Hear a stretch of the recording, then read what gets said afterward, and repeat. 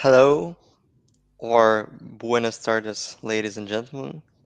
Here we go, round 5 of FIDE candidates, and here we are, Elisabeth Paehtz, our sharp mind, undisputed number 1 in Germany, and a very, very nice person to Thank you. to have there, and me, your boring colleague, Daniil Yuffa.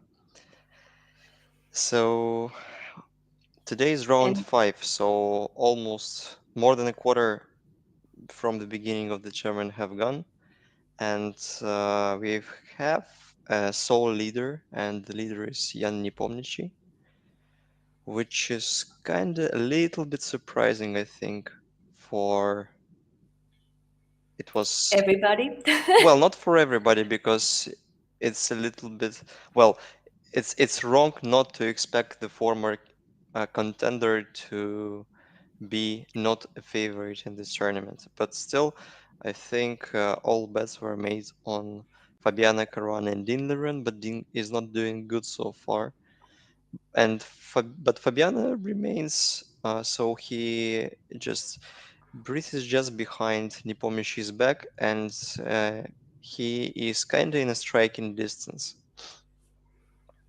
So yes, and we will see actually today whether Ding Liren would have a chance to come back. He's playing with black against Radjabov. We have Nakamura against Nepomniachtchi. This might be also an important match because I'm sure that Hikaru wants to show that he's also fighting for the spot facing the world champion Magnus Carlsen. We have Firouzja against Duda and we have Caruana against Rapport. Your predictions of today? Well, it's very tough to predict the certain results, but I would rather predict on uh, like on decisive games. I think Alireza against Duda, two youngsters, that's gonna be quite entertaining, and I might expect some mistakes from both sides. Yes, this could be actually quite likely that we have a result in this match. But I also would say that we may have a result in Rajabov against Ding, Mhm. unless Rajabov doesn't try. Then it's going to be tough. Yeah, that's correct. And talking about the decisiveness of the result between Firouzja Duda, it's not necessarily mean that players will play, I mean, will perform badly and make mistakes only because of their level of play. But yeah, of course, it's nonsense because they're both top quality players. But it's rather about the problems made to each other, the like the certain task over the board. So we might receive a very complicated position with a lot of opportunities, and we might expect some inaccuracies in this game. And as you said, I think Rajabov against Ding, I rather expect a very calm battle. I don't think Ding will try to go all in with black pieces against Teimour because I think Rajabov beat him in 2019 World Cup in finals, if I'm not mistaken. Yes, this I don't know to be honest, but I think if Ding wants to still fight for a spot playing Magnus, at some point, maybe it's still too early, but at some point he has to increase the risk level. Otherwise, I don't see a chance. And this is the same for some others like Hikaru or, I mean, those who are not on plus now at the moment. Mhm. So, but I guess it's still early. We will see more of the risk factor likely next week. Besides, actually, it's very interesting in a way that Firouzja and Duda played already one time Najdorf, and Firouzja is a very attacking player. So in this match, since you said like there might be like a good chance of both-sided errors, it could actually come true in terms of choosing a very sharp weapon against the knight. So maybe we expect something like bishop g5 today, unless Duda is changing his opening. Yeah, very likely. And to be honest, yesterday I had an opportunity to take a look on Alireza game against Jan Nepomniachtchi. Obviously, it was afterwards the brokers because we need to a bit like to had a more profound look at the position because it's been very very complicated, and I think we've blamed Firouzja for playing bishop c4 after f5 in the game against Jan. So, but I've checked with the database, and actually, bishop c4 is a very, very popular move in in correspondence correspondence. games. Hmm. That's what I read too. I didn't check it, but I read that they followed quite sometimes a correspondent game. But at some point, either Firouzja forgot Hmm. or Nepomniachtchi knew those correspondence games much deeper.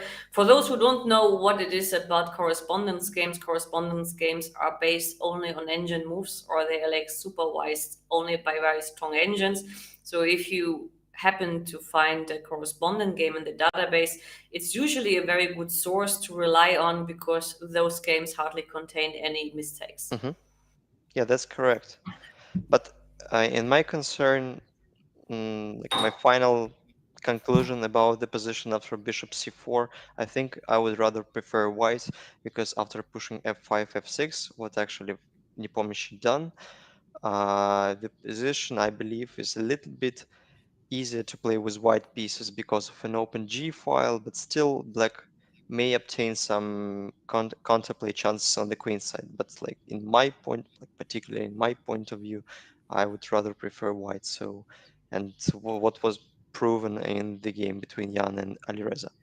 What was actually, you know, I mean, like, because I didn't have time to check, what was a crucial mistake of Firouzja to get under the wheels? Well, the beginning of the end, I can say surprisingly, but when he took the bishop, when he captured on f1, like the evaluation drastically changed from zeros to +1.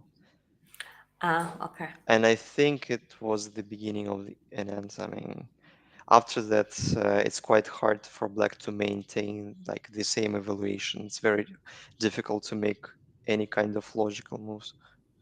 Yes, this is a problem about those like double-edged positions with opposite sided castles. Hmm. Usually, one mistake in such positions can be quite decisive. Yeah, that's And correct. this was a case yesterday. So the games are about to start, and we've got the first move in Nakamura against Nepomniachtchi. And money-wise, it's a very interesting question arises. How do you think if Nakamura qualifies for the match against Magnus Carlsen, will we see a drastic change in terms of like funds, in terms of in financial part of chess? Because Nakamura is a like famous Twitch streamer. His audience is, I think, prevails 1 million followers. Well, actually, like I got the point. I mean, what for sure will happen if they would play each other, the media attention would be even 10 times higher Hmm. just because Nakamura is facing Magnus. About the budget and the sponsors, you may be laughing, but I think it depends on who will be the next president, because whoever is the new president of FIDE maybe like speak apart about the budget, the sponsors, the location, and everything. So that's why it's very hard to predict, as we don't know who's going to win the election in Chennai in I think about 1 month. It will be decided, and yeah, not sure. I mean, because I mean, I don't know the other candidates. I don't know what are their goals, so it will be hard to say. All I am sure about is the media attention will raise, and for Nakamura personally, it would be, of course, once again a big boost. As for Carlsen, I don't think it would change much in Hmm. his regard because okay, he's well known. Maybe he will be even more well known in the streaming world. This could be, but I don't think that in his case huge benefits will be visible. Yeah, I may agree, but another question arises. How do you think could it be that some part of Hikaru's followers don't even know about the existence of the reigning world champion Magnus Carlsen? The new ones coming in. I mean, the thing is like the phenomenon of Twitch is usually like you follow those who have high numbers. Hmm. And then, I mean, like, I'm sure that Hikaru gets every day he's streaming new followers. And a lot of people don't come from chess. So they learn step by step about the chess community and everything. Of course, the majority will, of course, know about the existence of Magnus Carlsen, but those who are like joining daily, and I'm sure that he gets daily followers, not sure actually. Yeah, could it be that in some part of the world Hikaru is like maybe 10 times more popular than the reigning world championship, reigning world champion in the same kind of sport? I can also tell you, for example, just go on the street. If it is in Spain, in Russia, or in Germany, doesn't matter. Ask people on the street about who is the strongest chess player of all time. The most people will only remember Kasparov or Karpov, Hmm. but they would not even know about the new one. But they would only say, like, if it's about the question, name a famous chess player, Kasparov, a lot of people know without playing chess. That's Magnus correct. Carlsen, I think, will not have so many hits if the person is not into chess at all. Yeah, fair point. Actually, I've been told that Moscow taxi drivers, like there is a lot of taxi drivers from like Northern Caucasus Republic, and there is a lot of Armenians as well, and they do know Livon Aronian quite well. So they, Petrosyan. yeah, they, and no, I think they rather know Aronian than Petrosyan. Of course, a Mhm, lot of like Armenians know Petrosyan because that's like their compatriot is a real heritage of their nation, mhm. and yeah, that's peculiar. Yes, it depends pretty much on the country. True. So we will have a Petrov, which I actually expected from Jan because he's playing this line quite often on high level chess. Not so much familiar with that particular line. I guess you know it better because I don't play this lines with white and with black. Neither me, but yeah, I'll try to recall because I'm like personally, I'm trying to adjust myself from D4 to E4 first. And I completely agree with the opinion of Sam Shankland, who joined our stream just a couple of days ago. And he said that readjusting yourself from D4 to E4 might be tougher than from E4 to D4. That's true. I started with E4 and I switched to D4. I'm quite happy because I have to learn only half of the stuff. Yeah. You're a happy person indeed. So I'm trying to, well, my objective is to be as good in E4 as in D4, but sometimes I'm even a little bit scary of playing E4 even against like much lower rating opponents. No, because the structures are totally different. I agree. Well, and it's more about certain knowledge. Once again, what Shankland mentioned that for example, if you face King's Indian and you don't know the certain line where you gain advantage or at least maintain a very stable and solid position, if you play against neither of like one move out and you're just lost. Yes. Well, loss is a huge word, but let's say you can be positionally or tactical Yeah. pretty It tough. just becomes very unpleasant for you. Yeah. So, in this particular position, C4, Isn't like you knight probably, b4 first, bishop e2 or somewhat like that? I think so, but I'm not Yeah, 100% neither sure me. So just let's try to let's try to to guess to guess what's gonna and be the next moves. make a fool of ourselves because those who play the e4 and this line against Petrov, and probably it's one of the main lines because Hmm.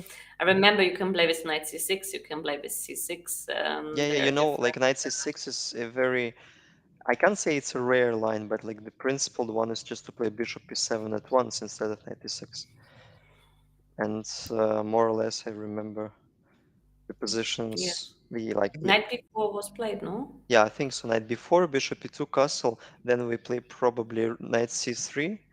At least it Mm-hmm. seems very logical, and black probably has some moves like bishop f5. I think this is the line. Bishop f5. We play a3. Like knight Mm-hmm. takes on c3, bit takes c3, and we play knight c6, like take on d5 and queen d5. Mm-hmm. Something like that, if I do recall it correctly. Yeah, looks like a little more pleasant with white because of the space advantage. However, of course, black structure is objectively better. Hmm. So this is always, I think, the problem about these lines. When you're white, you have space and you have to prove a little bit. And you have the problem if you don't play correctly, then eventually, like, you have some structural issues. Hmm. And for black, well, they want, of course, on such positions to exchange as many pieces as possible because then those hanging pawns rather turn out to be not so strong. Yeah, especially after the trade of light square bishops, I think. So knight b4 is played. Mm-hmm.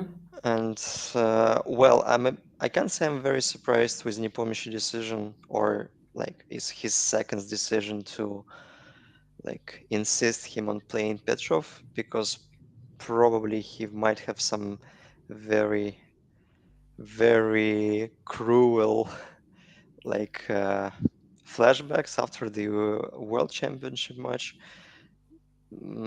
Obviously, a more sharper position might be like should suit him more than like very calm Petrov defense, bishop e2. But it's the same for Nakamura. I mean, like, I think Nakamura also is like a rather sharp player. To play something boring positional against him is likely not such a bad choice. And especially like when you're on +2, there's no point to be extraordinary with Hmm. black. So I guess he would choose something rocking solid. And among the rocking solid options are the Petrov and the Berlin, I would dare to claim. Hmm. Probably Berlin like doesn't suit the style of Nepomniachtchi at all, because like the queen's getting like swapped right after move 6 or 7. If like probably like Nepomniachtchi obviously try, like if you follow Nepomniachtchi games, he all the time he tries to maintain the queens and like more complicated positions on the board. Yes, that's of course according to his style, quite logical. So maybe it's slowly time to look at other positions. Hmm. Maybe Firouzja Yeah, yeah, Duda should be an interesting choice, yeah. as we expect the knight of, perhaps. Probably. So we are switching to Alireza against Jan-Krzysztof Duda,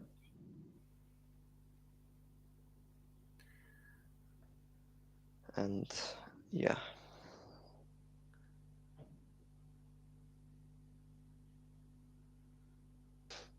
Oh, that's almost looking like the same position as we previously discussed. yeah. But Bishop f5 is played instead of a knight c6. Otherwise, it would be a transposition. I think Nepomniachtchi even started with knight c6. Rook Hmm. e1. So Yes, Duda is smart. There's no point to go for a kind of sharp battle with Firouzja. especially after Firouzja losing his game against Nepomniachtchi, he definitely, like psychologically, it's very obvious that he tried to bounce back. Hmm. And this, of course, is in the Petrov a bit harder in terms of Hmm. king sides attacks, which don't exist. So, yes, maybe we will have a Petrov day in Yeah, the office. it could be. Mm.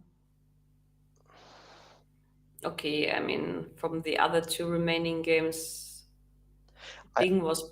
Radjabov is actually, is he an e4 player as well? Or rather, I think rather a d4 player, right? well, he like became more d4 playing last d4 player lastly, but I think in his whole like childhood, he's been like an aggressive e4 player. Mm. Yeah, yeah, Yeah, in the child f- for sure. funny enough, we have like very very similar positions as we mentioned before, and after castle, I'm maybe a little bit more familiar with the position on the board. I think like There is a line after c4 still, Mm-hmm. and well, I'm trying to recall like knight c6 if this move is possible.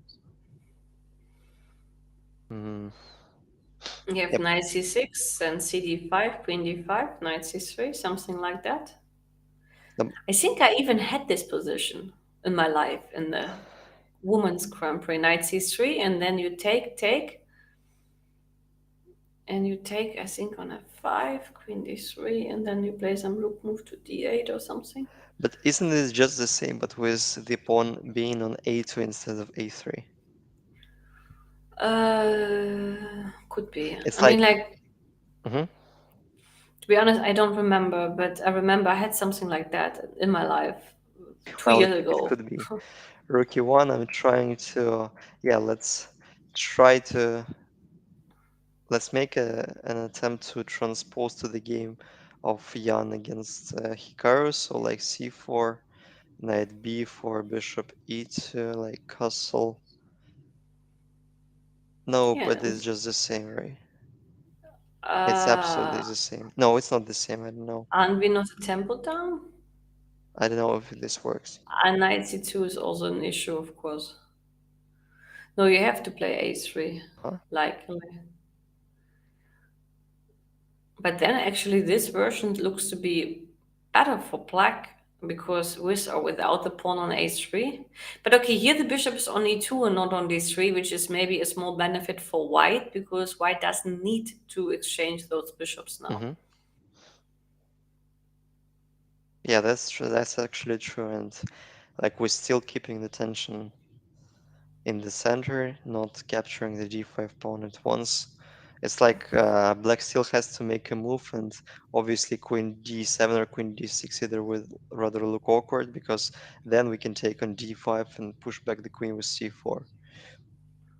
Yeah. Well,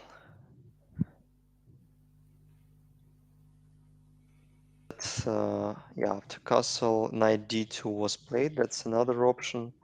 Knight d6, the line I'm a little like, familiar with. Then white has a couple of options like taking on f5 or playing knight f1. Well, knight f1 would actually suit the position. On the other hand, if you take on f5, you can claim the knight on d6 is stronger than on f5 because on d6 it has some control on e4, and then on f5 it's not doing objectively too much, right? Yeah, so we can try To take trading and to play the knight bishops and play f1, knight f1 there. preparing queen d3, bishop d2, Hmm. doubling on the e file. I don't think white has much, but let's say white is slightly ahead of development. Yeah, I think that was the conclusion I came up to when I've been like briefly scrolling the Petrov. Yeah, Petrov was never my cup of tea. It was just too boring. Yeah, for me the same story. So I've all the time when I was trying to like switch me to e4, was very like depressed after analyzing some Berling and Petrov, and therefore I made a conclusion that it's better to play e4 against the players who don't play not Petrov nor Berling.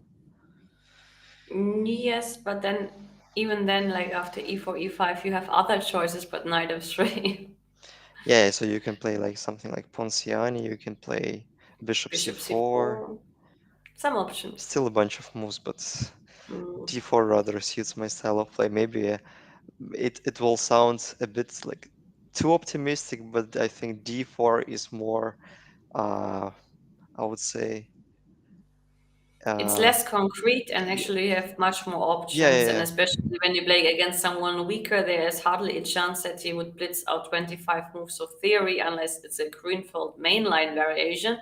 So in this case, you have much easier options to like change from a main one to a sideline and try to just prove that you're the better player. Hmm. I know because that's why I started to play d4. Yeah, that's actually true. And in D4, you rarely receive this kind of pawn structure like absolutely symmetricals. All the time you have some kind of a little like unbalanced structures in the center. Sometimes you sacrifice a pawn on C4, sometimes you have some crossbar structures. So it's not like you make the move and your opponent responds in a very symmetrical way. So all the time both players have to think. So like it's more exciting for me, I would say. Yeah, I agree. I can feel with you in that regard. So since this is also a kind of, well, same opening Petrov stuff, Mhm. maybe we can go for another game where we hopefully get, Not symmetrical position. well, not another Petrov would already be something successful. Yeah, so knight if f1 and c6 were the moves, and Hmm. Duda probably still recalling the line, knight g3 or bishop takes f5, otherwise it just a little sense. Maybe bishop f4 is also a possibility. Well, we're switching to let's choose an order in terms of more exciting, less exciting, at least in the first sight, the Well, it's first hard to say appearance. what. Like Caruana Rapport probably has to be a little more exciting than Radjabov against Ding. Yeah, I may trust your intuition. I didn't check yet the positions Neither me. So to we're tell you. So switching to Caruana against Rapport. I bet on no Petrov. I don't know what is the opening, but I would bet on maybe Taimanov or something like that. Let's take a look. Mm, Yeah, Caruana against Rapport.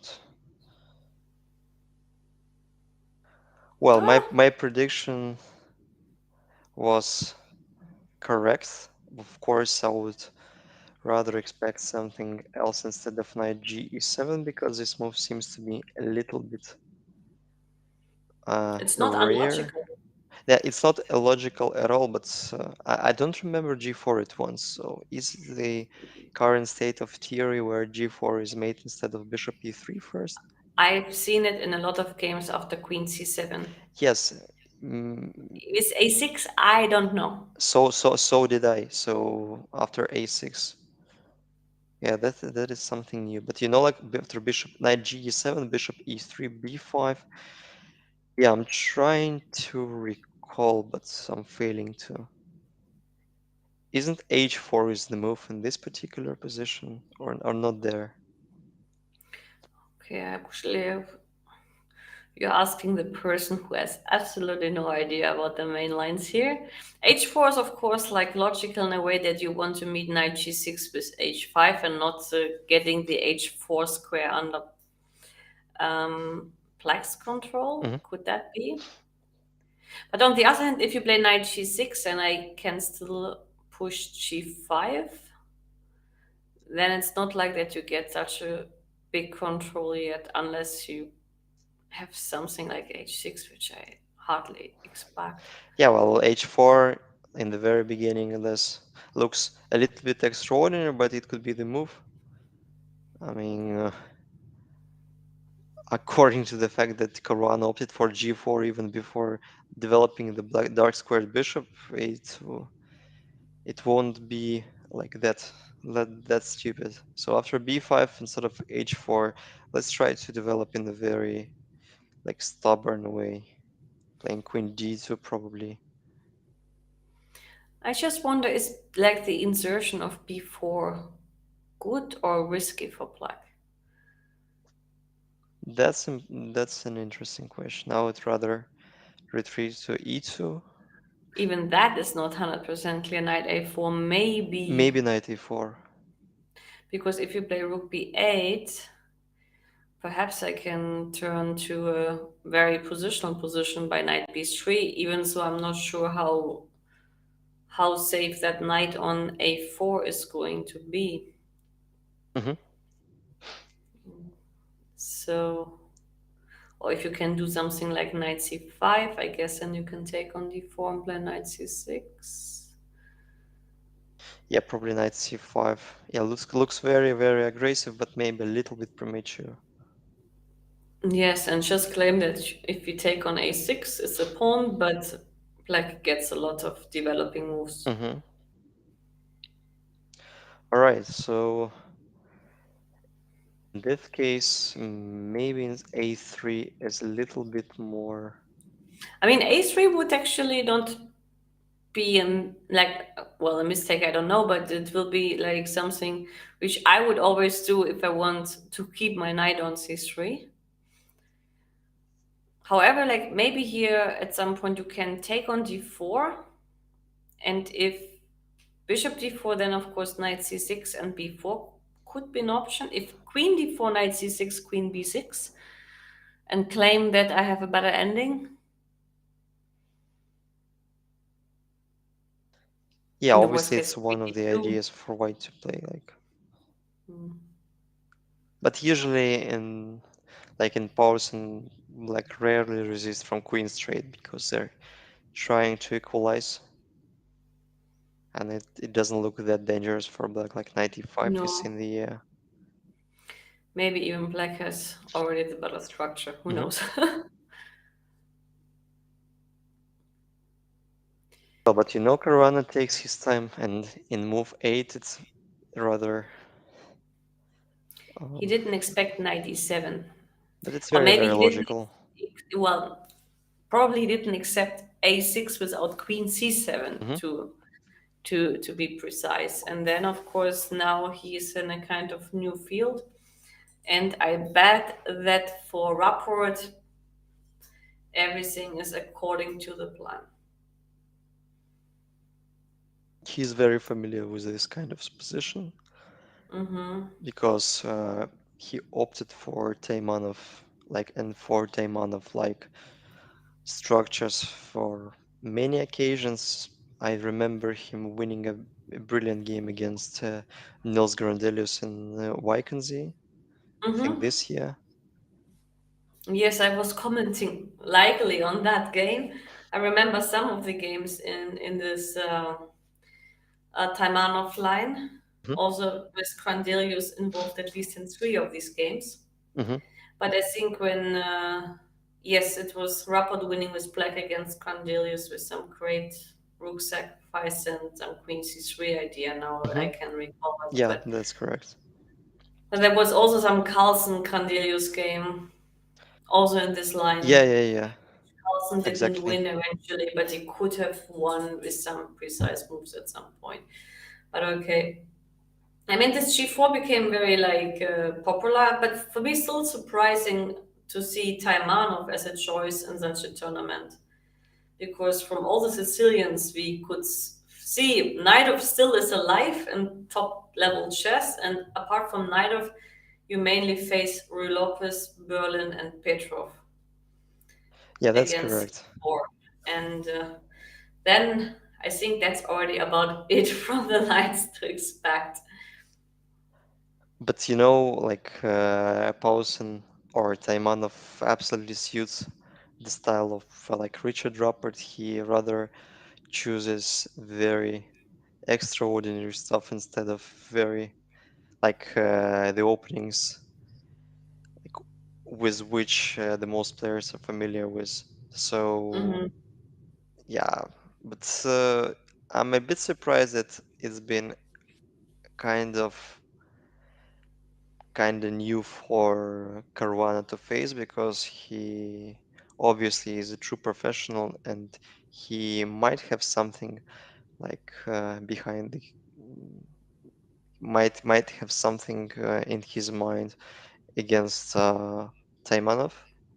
Maybe he also figures out, for example, like, I mean, sometimes it's like the case that you know that there's still a chance to transpose in the preparation you had. So, for example, like in case of, let's say, playing, I'm just fantasizing, a3, queen c7, he would be back in his Hmm. preparation. For example, that could be the case. And I'm sure that also like Rapport is aware that with certain move orders he would transpose to the lines with Queen C7, A6, and Knight E7, and then he can be sure that his opponent is prepared. Yeah, so now the games like Starting, begin. yes, it's like a mind game because okay, likely like Caruana still hopes for some Queen C7 move to be back in his home prep, and Rapport knows like he can do almost everything but Queen C7 in order to make 100% sure not to meet The prep, Caruana's prep here. which looks very, very dangerous, especially in this tournament. And yesterday, I also, like, I've managed to briefly analyze a couple of games, Nepo Hmm. against Firouzja, and also I had a little look on Caruana Queen Knight A5 idea against Ding Liren, and like I've summed up that it seems quite reasonable, despite the fact that Knight A5 been played only once in like entire world, I would say. So only Matthias Bluebaum used this move in his like made 95 against I think Santos Ruiz Miguel back to 2019. Yeah, I've been surprised that 95 is such a rare continuation, and it's almost a novelty.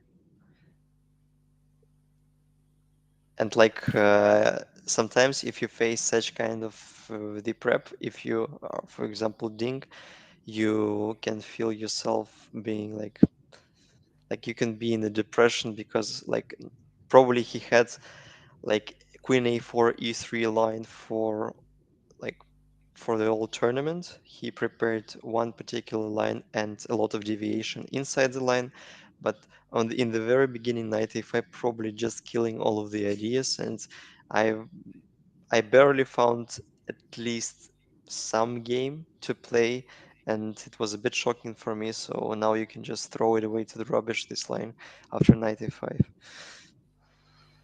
Well, but that's how it is usually for those tournaments. You prepare always at least two openings, I would say, Hmm. against e4 and against d4, depending on whom you are playing. That's what I would do to have at least two openings.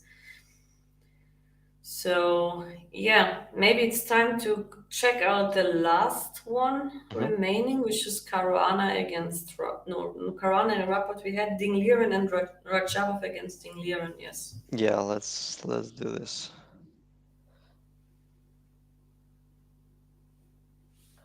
Wow. And this is something I think we both are familiar with. At Really? at least the pawn structure. I think it's Catalan with bishop b4. Yes, but it's like a rate. It's e3, g3, and bishop g2, and the pawn on c4. Whatever else is standing, it's a sort of ready structure. Agreed. Yeah, they're very, very similar. So why do like as we say fianchetto in or fianchetto? I don't know the like the precise pronunciation. Like on It's both. fianchetto probably because ch in Italian is a ke. Yeah, yeah, that's true. Probably that's the only rule I've known in Italian, but I already forgot it. Like rook c8, rook c1 is the very well-known position. Queen e7 and e3. I I may be wrong, but I think e3. Now Queen c2 was played in Giri Alexeyenko FIDE Candidates 2020. Uh, I still might be mistaken, but more likely I'm right because I took part, like a little part in the preparation for Kirill before the tournament. And of course, I've been following his game quite precisely. So this position is considered to be like more or less equal, very, very playable for both sides. Also, black has some like counterplay chances. So it's all about how the center will, like what will be the come out of the pawn trades in the center. Yes, it's quite symmetrical apart from the bishops. I have bishop g2 against bishop b4. Everything else from the structure.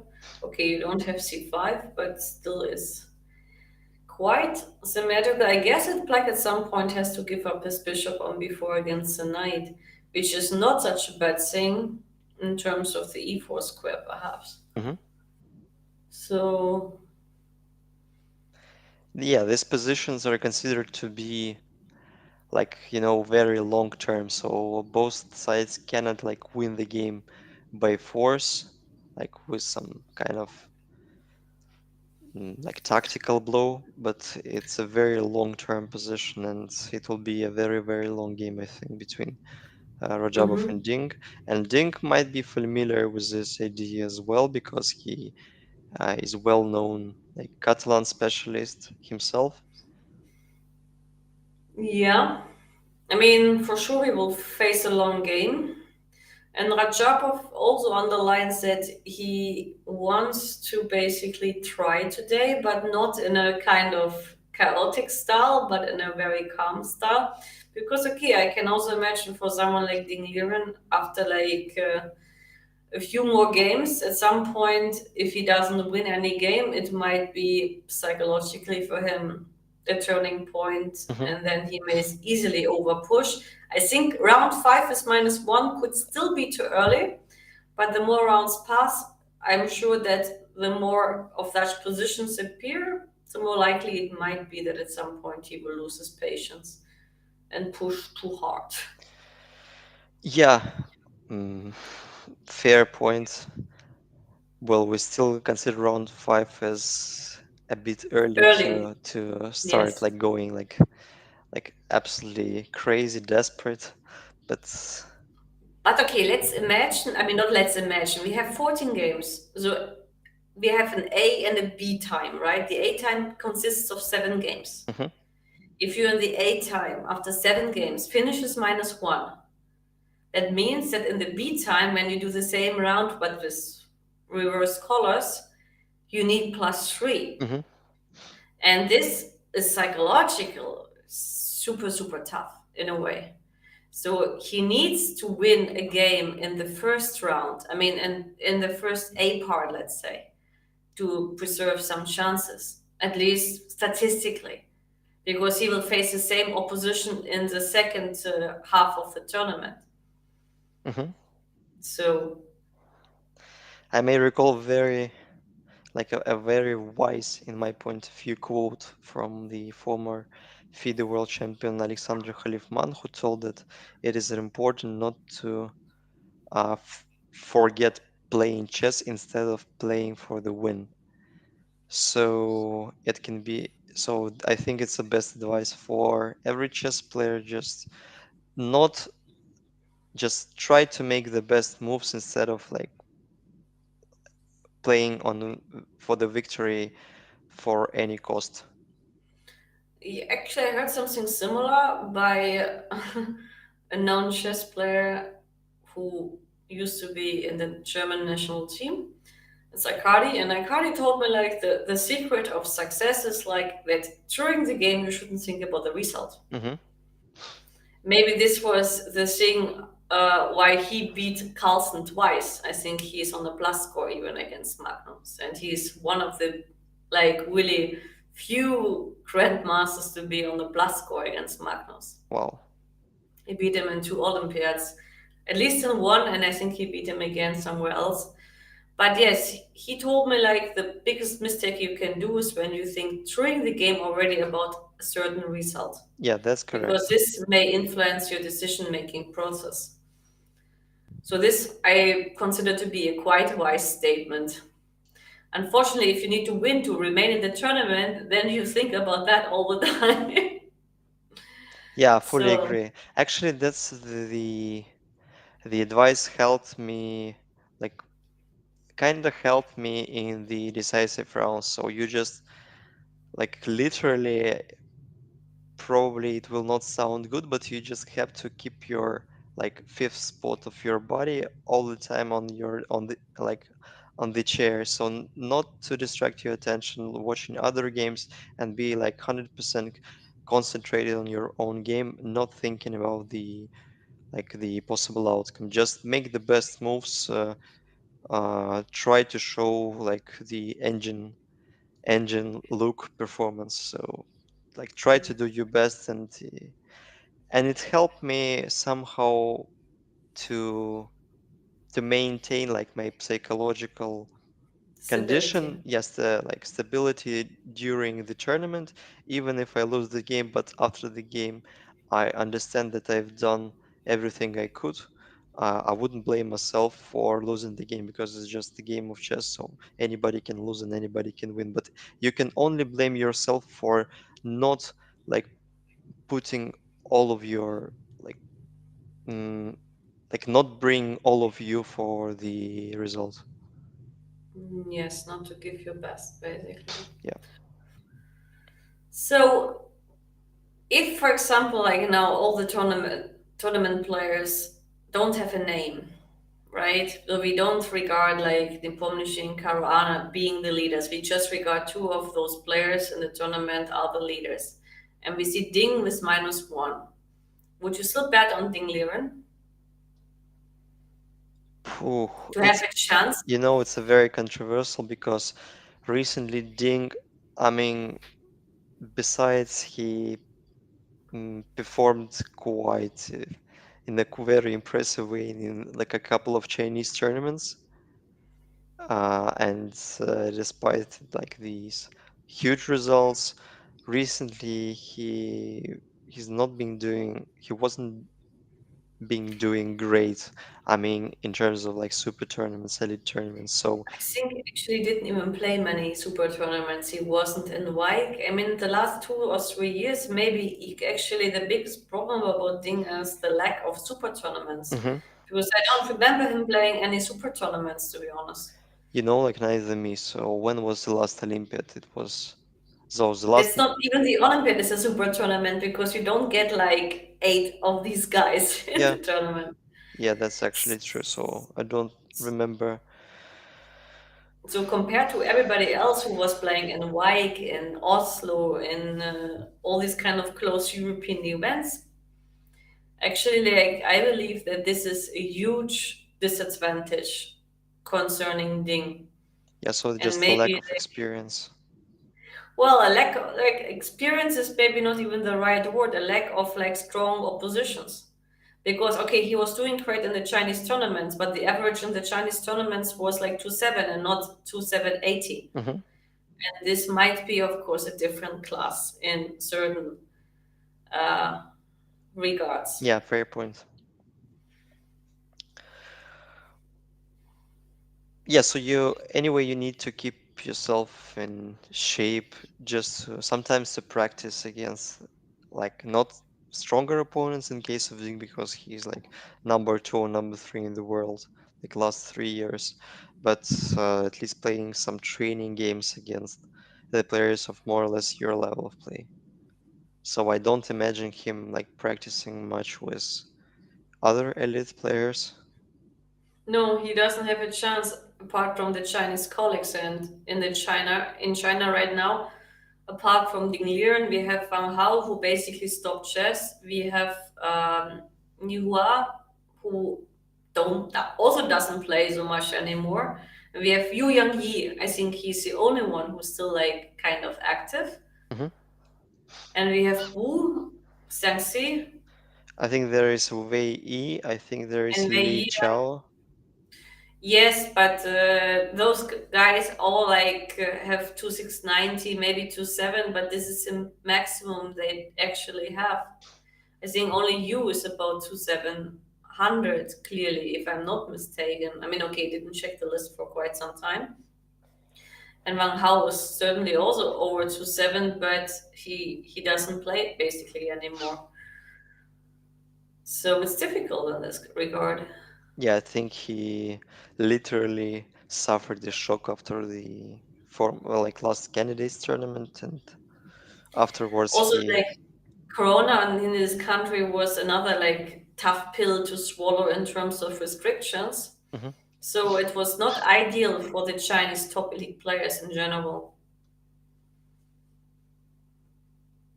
Yeah, I Okay, can imagine. Of course, probably you know better because like your brother lives in China, and like I haven't seen him since 3 years, and I can even wow, give you the reason why.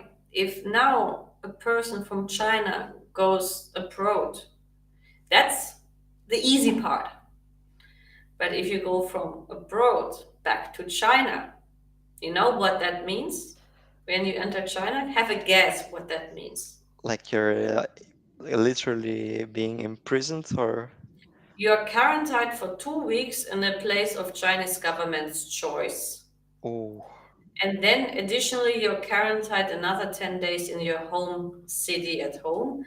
But that's the good news about those 3 weeks. In those 2 weeks where you're quarantined in a place of your choice, you will get into a hotel which you have to pay whatever they will send you to a hotel of their choice. You have to pay for it, which would mean for 2 weeks, and you have an average, let's say, day of 70 euro plus food.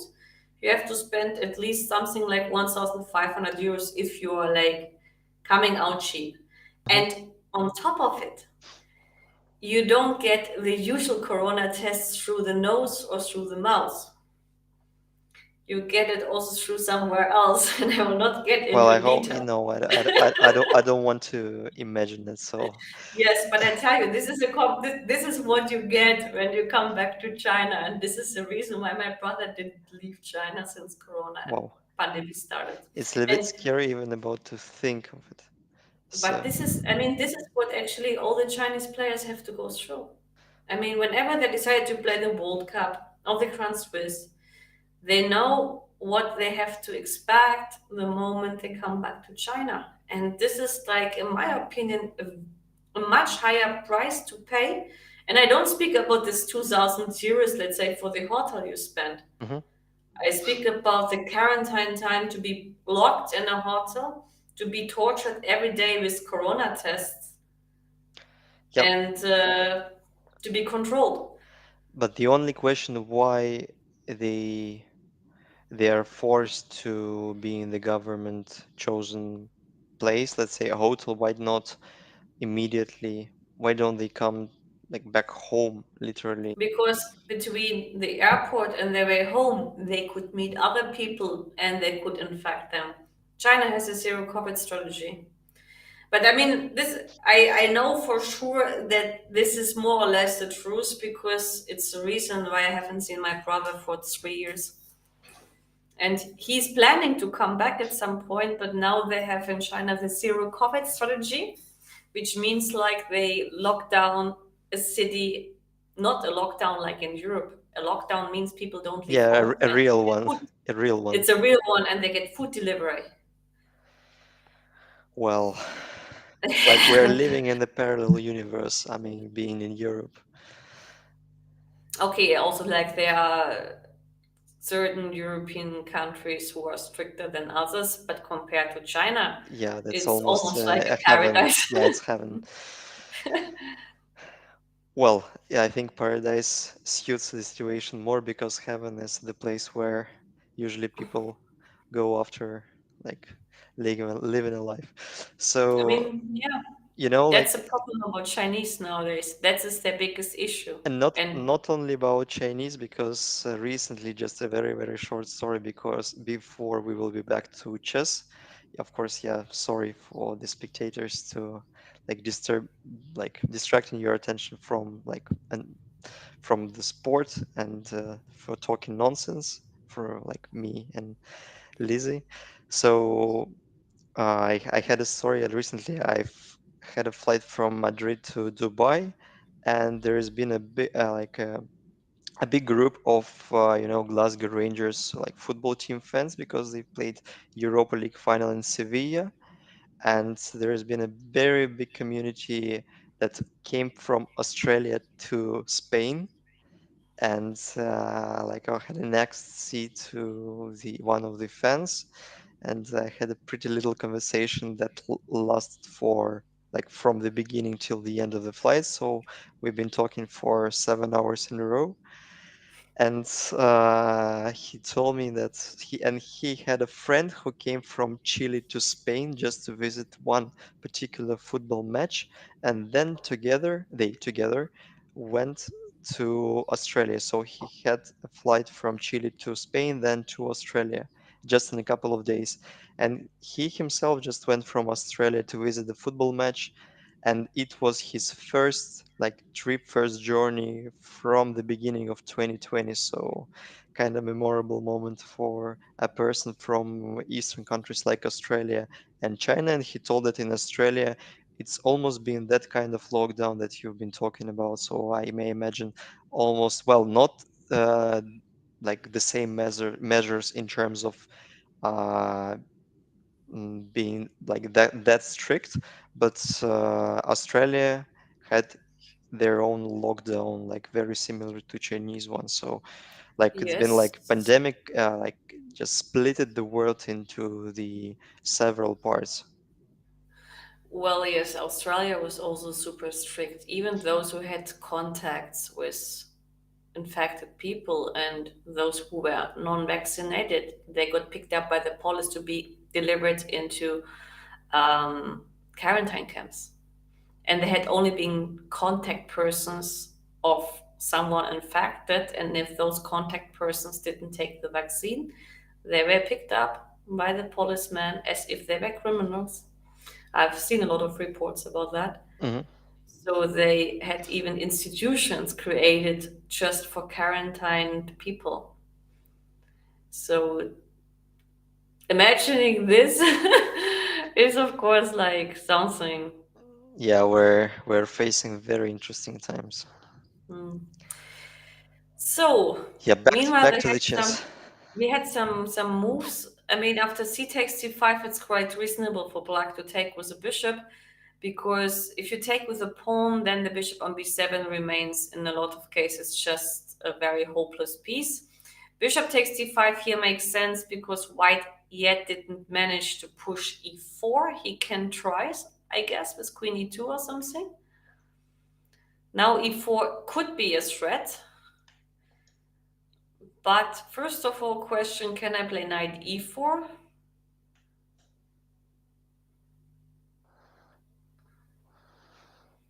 And the second question would be, if not knight e4, maybe I should take on d4. Mm, Personally, I'd like 94 a bit more because there is likely no necessity to give up the tension in the center, but c takes d4 Mm. in terms of just equalizing the game at once looks very natural. So Because probably how you take? If you take with the knight, then I take on c2. And I think here I'm already happy because, you can also okay, get rid of the other knight. I think it's kind of useful in this kind of positions. to even take on d2, you mean? Yeah, I think so. Yes, and then to play along the white squares, even something like queen d6, queen d5 Hmm. check might be interesting. Or knight d4, because maybe your queen doesn't have so many good squares. Yeah, and if knight queen d3, then we can push it back like with another knight. At least it looks very like very complicated and very unclear. Yeah, so I Yes, I would mean, rather pick black because like I think our king is a little bit more in a safety. yes, besides, if I reach e5, e4 with black and then claim to play on the white squares like the d3 or s3 square, it could be a bit dangerous also for white, or let's say white should at least be attentive Yeah, with such plans. I think here e5 is probably premature because of knight f5 ideas, but in general it could be interesting. like queen So e2 is played So now we will see if he takes on d4 or plays knight d4 or plays something totally different. Also, like bishop takes c2 here is not stupid at all. at all. Like I like it even more than pawn Yes, takes d4. yes, because if the queen takes knight d4, knight f6, probably coming and saying like, I own the white squares.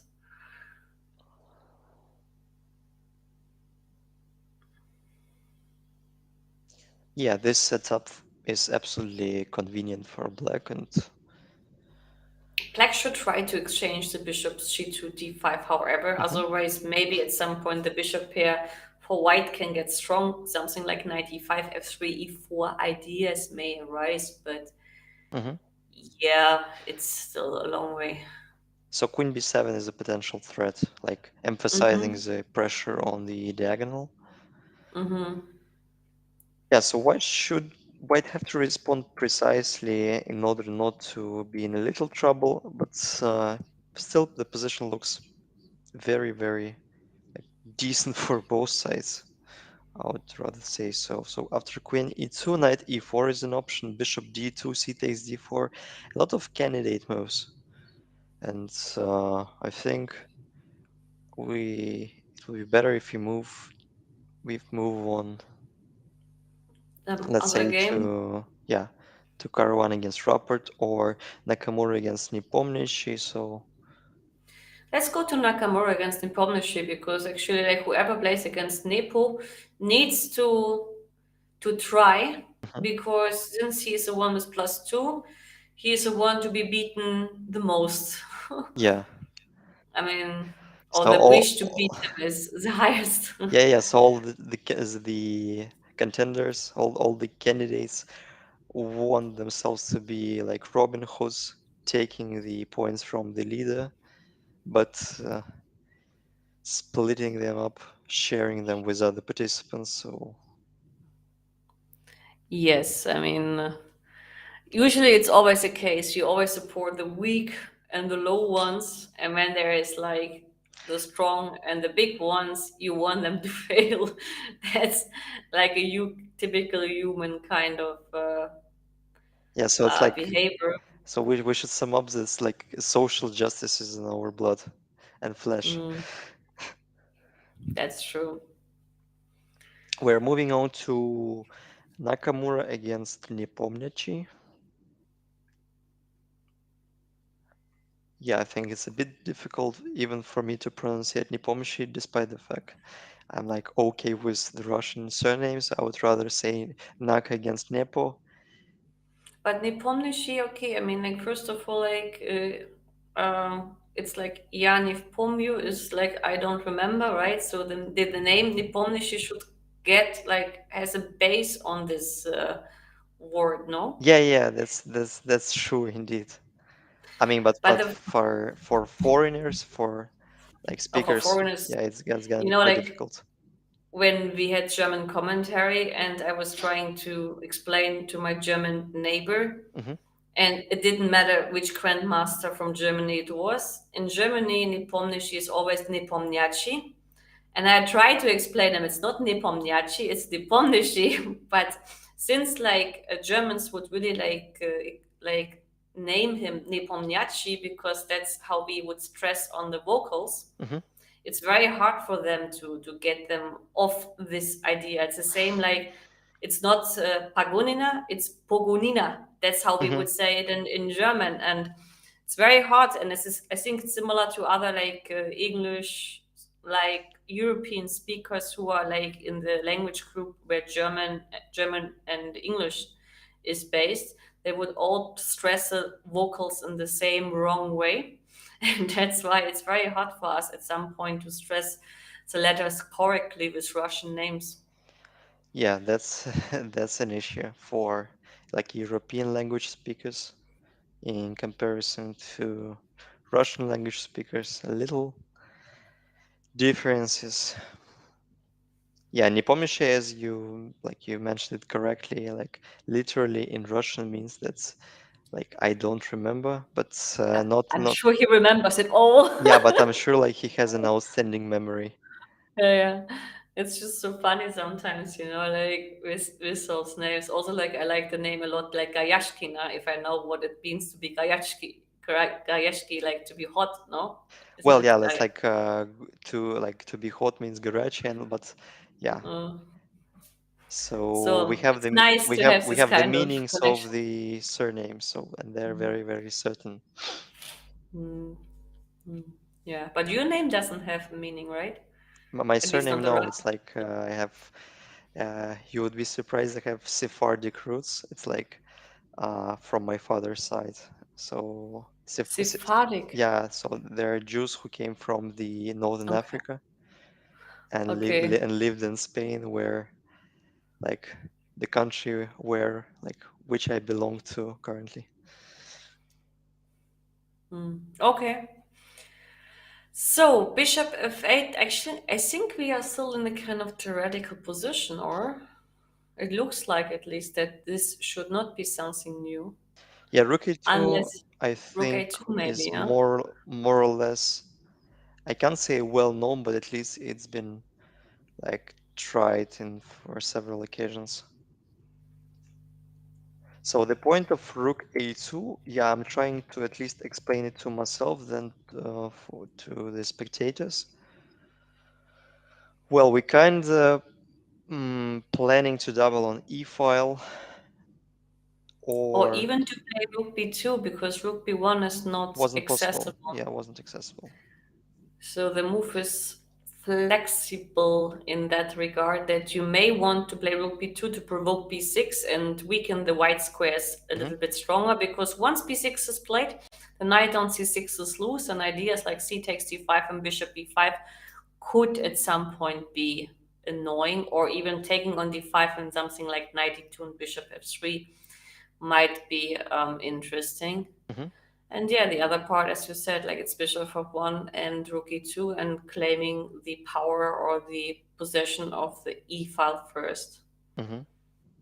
But how should we carry on after bishop f8? I'm a bit puzzled because after rook b2, at least we have to keep in mind that bishop a3 is possible.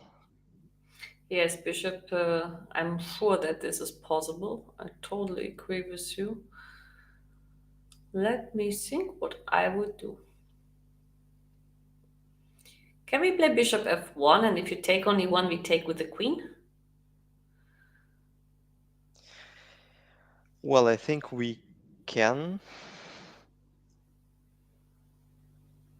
I don't see any kind of refutation after queen e1. Like if there is anything wrong with this move, like with Okay, but bishop you f1, can play queen d7 basically, yeah, no? If just you want. develop the piece. So rook e8 is kind of like in the air. If we take on d5, no matter, like despite the fact that the queen d7 was played, queen d5 will be captured with pleasure. Rook b2, bishop Mm-hmm. a3, and Rook b5, like no? rook You might lose. b5, yeah, rook b5 probably works. So in case if a black swap the pair of rooks, queen d7, we take on d5, and like we're just in time to play rook b2 and not to lose the pawn on a3. So if we provoke b6, or if we force black to protect the pawn in the most like yeah stubborn way, we play rook b5 probably, Yeah, it or could be a even little bit anything else. dangerous. It could be dangerous on the white squares a bit, not like in a very bad way, but a little bit. Even so, also here, I think black is totally fine, to be honest. Yeah, this Unless position I is have clearly d5 or double-edged. something. Yeah, yeah. But d5 is also super risky in terms of the black squares. I think we should tell the spectators how do we understand where we should play in the strategical way or where we should play in dynamical way, because this is the case where like statically wise black has a better pawn structure, and in case if we swap the pair of queens, black kind of receive more pleasant position. So I Yes, I think it's know gonna be better. exactly what you're talking about. I lost such a position with white, so I know the danger. Hmm. But it's not so easy to even come up here with some certain dynamics because, okay, Black's king is quite safe. And the only chance you have somehow is hitting on the f5 and the c6 knight. Bishop c4 could be interesting. Idea is knight g5, but don't you have time with for rook e8 anyway?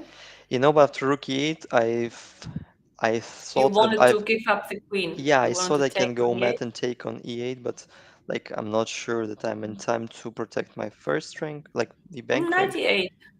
knight d8, and then I play knight e5, and I'm still a You little have bit puzzled.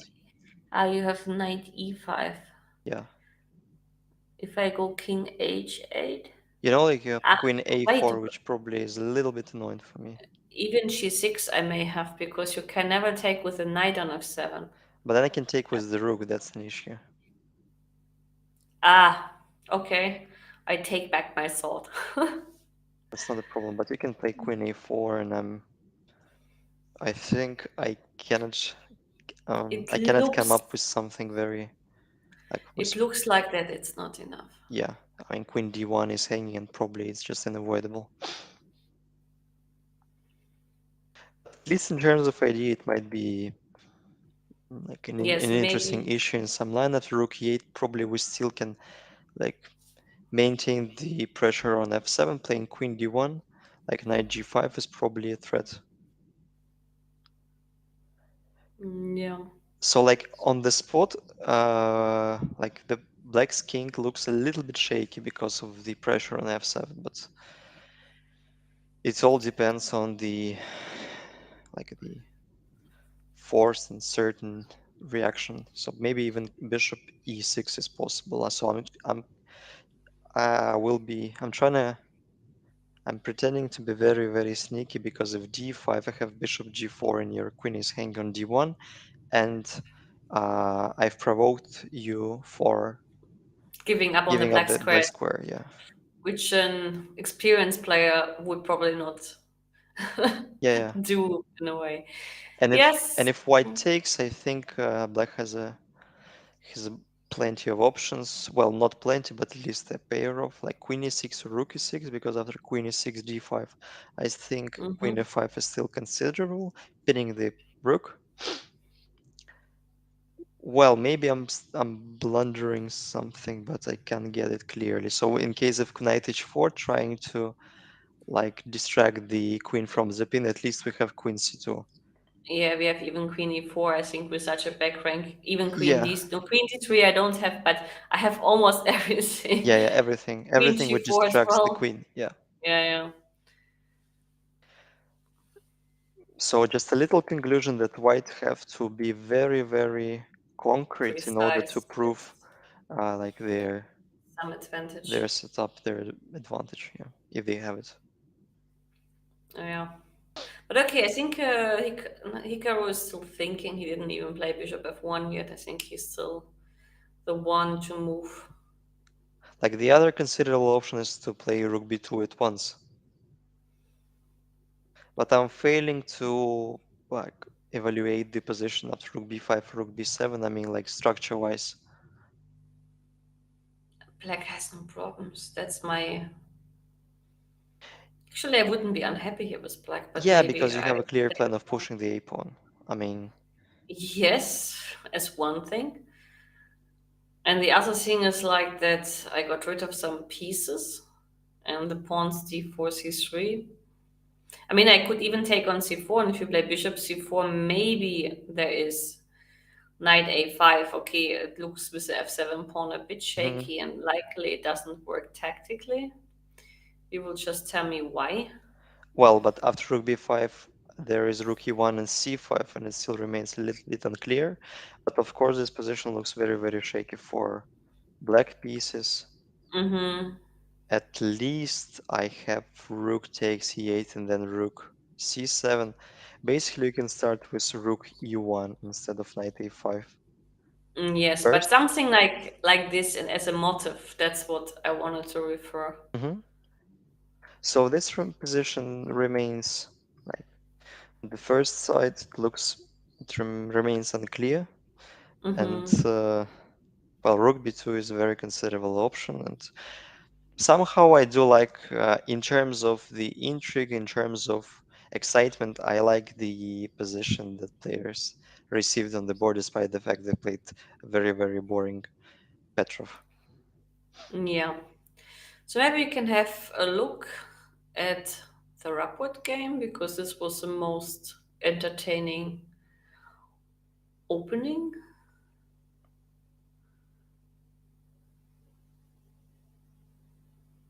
Yep. Okay, I guess not So much have changed actually, right? Well, but then it He played turns knight out, b3.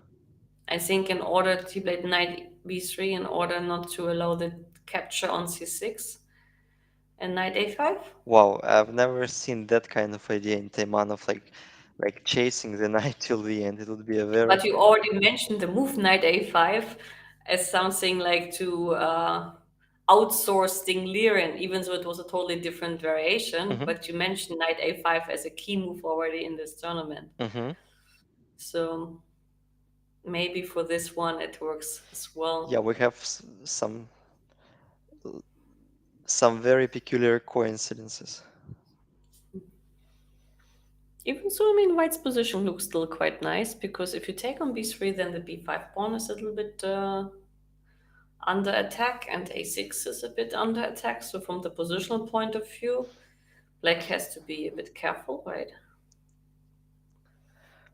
Well, just yeah, let's take a look how this position occurred. Arise. Hmm. Bishop b7, bishop g2, knight g6.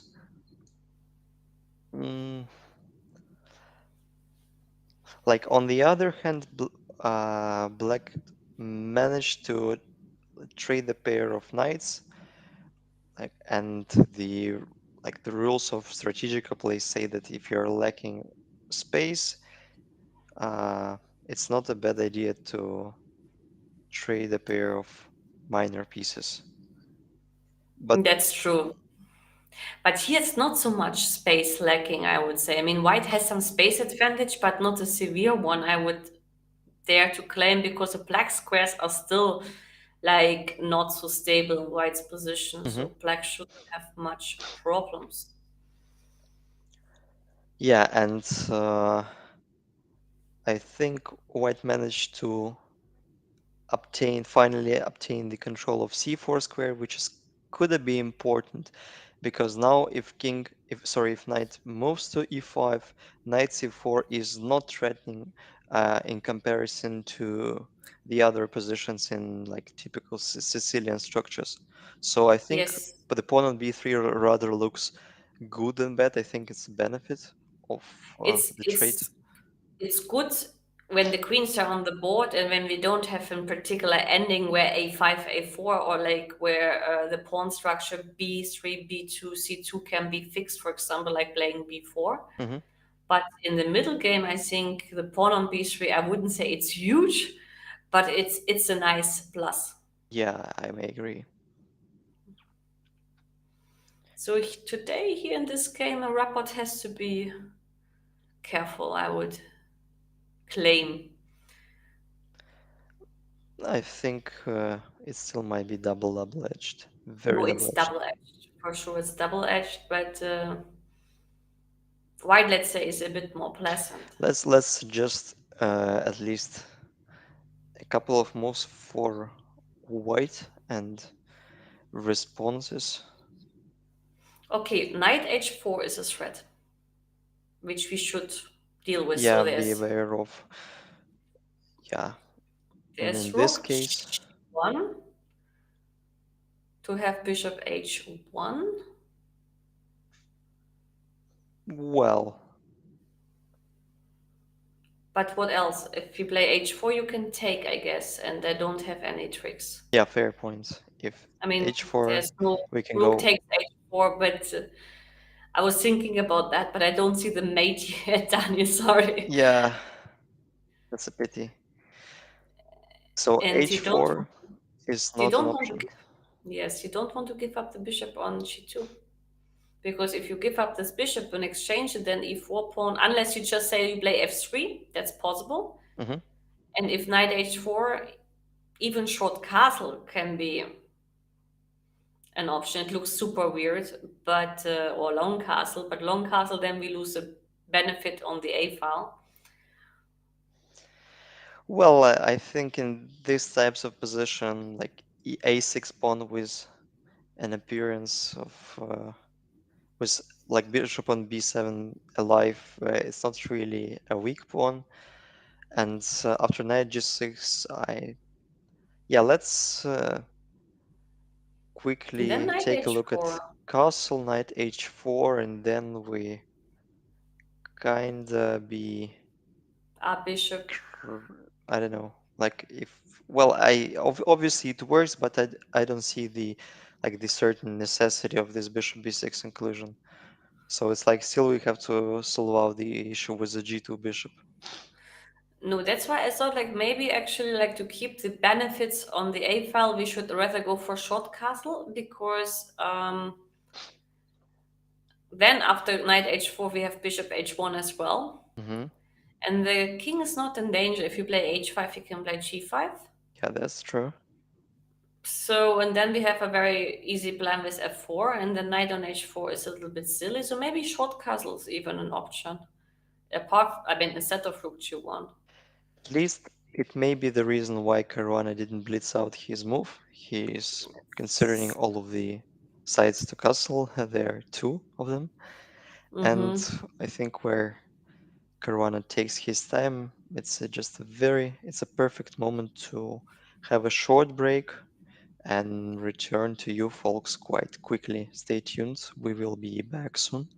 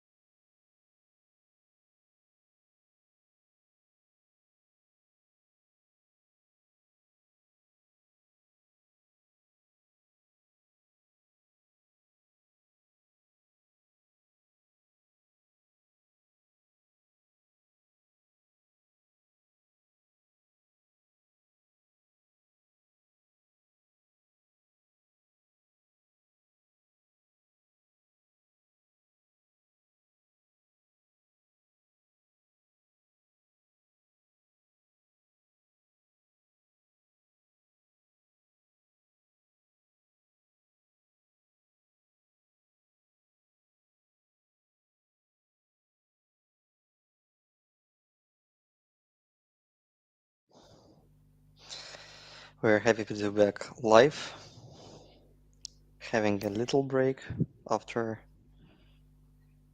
a very promising start of round 5 FIDE Candidates 2022 here and on World Chess. So actually, when we left this position last time, not much changed or nothing at all because Ding Liren is Queen E2 was played and it's black still thinking, right? hmm Unless there were some updates in the position, but I guess nothing yet happened or I think that were the moves, and after King G2 instead of taking on D2, uh, Ding Liren chose Knight E5, which kind of keeps the tension in the center, and Bishop on B4 is not like that useful, sorry, useless piece. So he waits a bit with trading on d2. Besides 95, of course, opens also the way for the queen to get to b7 and then claim that currently in white's position, the white squares are a little bit sensitive, so white should somehow try to fix that. Probably one good setup would be to play f3, e4 if he manages. This would also mean that he reduces the mobility of the knight on f6. You have fair point, and we're trying to get mm, a good response after F3. Well, But after f3, probably I would take now on d2 and try something like rook d8, even so I'm not sure, rook f d8, rook a d8. Because if I play rook f d8, you can even consider to exchange and try something like knight b5. Okay, this is of course risky business, but I was hoping for bishop a3 and bishop e5 at some point. But here I think you can play rook d8. So it's not yet ready, the mhm. plan. There might be a bunch of moves, but like plenty of moves, but I still consider this position to be an approximately equal, as approximately equal. Mhm. And after knight e5, white can try. Yeah, but that not there is not much what white can really try because queen b7 is kind of hanging, and white is a little bit lacking of useful moves, some like resourceful ideas. So otherwise, if not f3 e4, then it means that probably we should somehow get rid of this knight on e5. But there are no tactical tricks yet because, okay, the bishop on b2 looks at the knight on e5, but knight f5 tricks or knight takes e6 just hmm don't work because black would always capture and this way also protects the knight on e5. But Yeah, like in general, I think Ding clearly solved out any opening issues. issues. So he came out like absolutely dry from the water from the opening. So he has no risk at all. And in such kind of positions where black already managed to like equalize, stabilize the position, I think usually it's a little bit more pleasant to play with black pieces. Yes, I agree. I mean, here it's rather white now to be a little bit careful, hmm especially looking at the white squares. But objectively, I still believe that this position is fairly equal. Yeah. But I would also prefer black already from the look at least. Well, I can't admit that there is an abundance of tactical motives, but Queen B7 looks kinda a little bit annoying.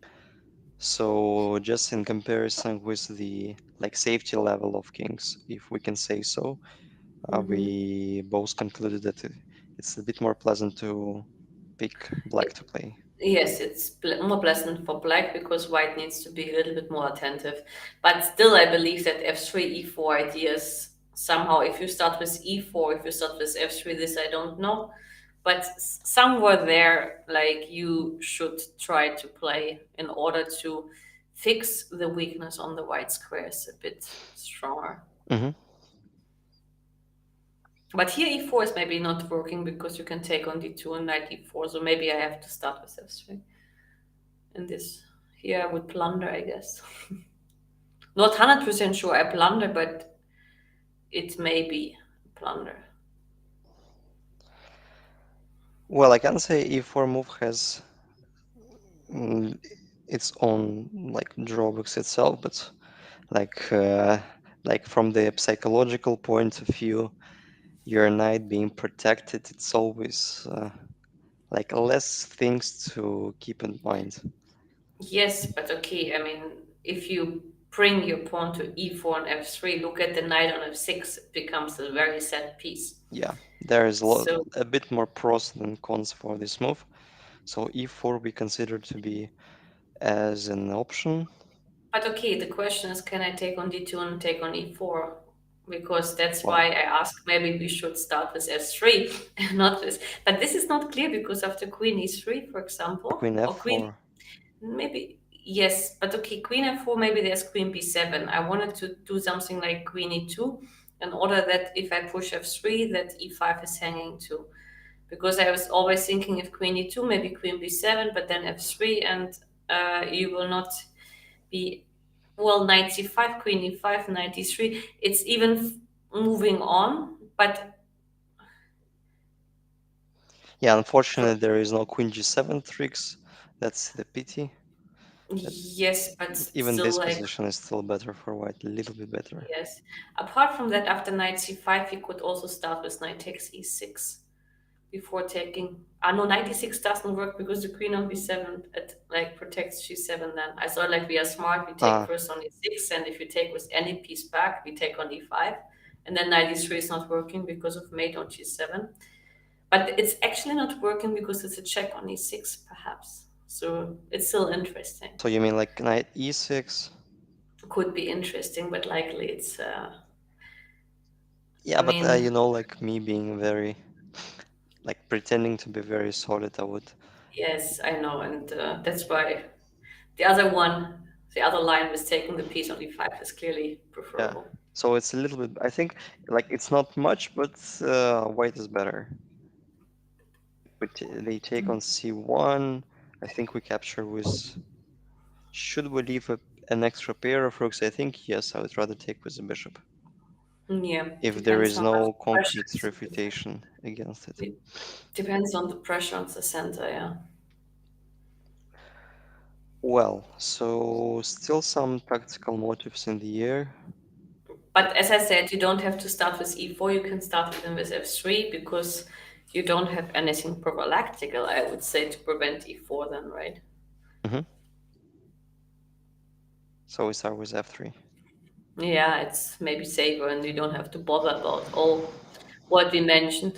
I think black may try bishop a3 or knight g5. Those moves are quite common when Hmm. you like And then try to exploit the black square yeah black suddenly. squares and the weakness of e3 pawn potentially. Yeah, it's not that clear. I mean, and it's once again it only proves our uh, Assumption on black assumption. has the easier Yeah, player. agreed. So maybe it's Yeah, time let's to come around. switch another game. Yep. Which one do you want?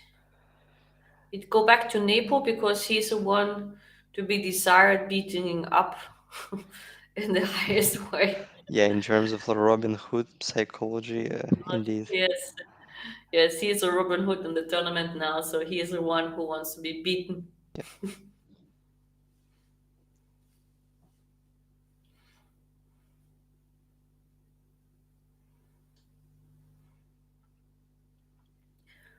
Yeah, we saw the Petrov at the start, and I remember that Petrov was also chosen by Nepomniachtchi against Carlsen in his World Championship match, and I think he didn't go badly with that opening. I mean, up to the point where he started losing against him his first game.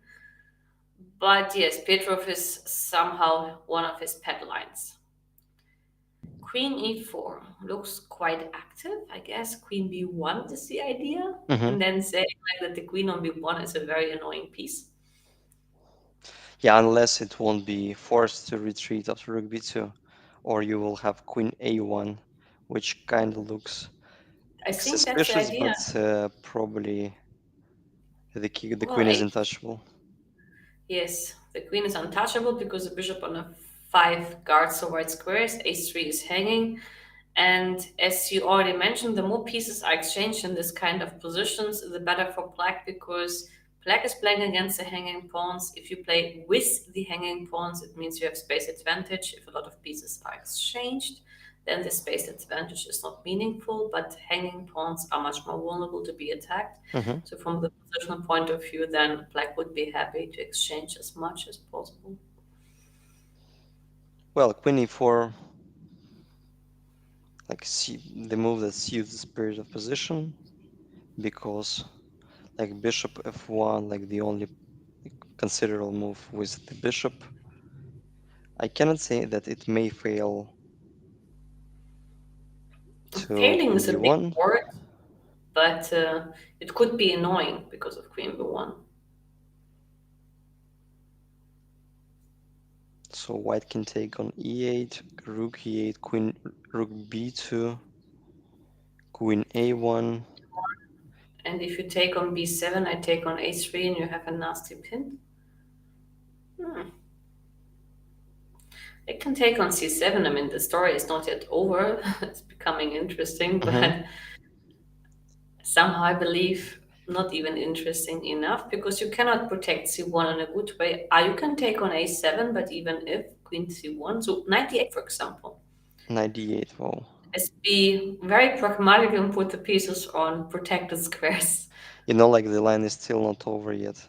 And if queen c1, yeah, I think No, it's it's it's right white's to move. move. So we take on a7, then queen c1 Yes, is forced, and c1. we have queen a4, and You found a piece which was not protected. I was yeah, hoping I covered. like still I'm very curious about the line because somehow bishop d3 is probably hanging, and that's a pity that queen f1 is not working due to the knight protecting the e1 square. So it would be a very Nice way of mating your yeah, opponent. yeah, I but unfortunately there is knight e1 just calms down you in a very Okay, then in a very 98 is disgusting way.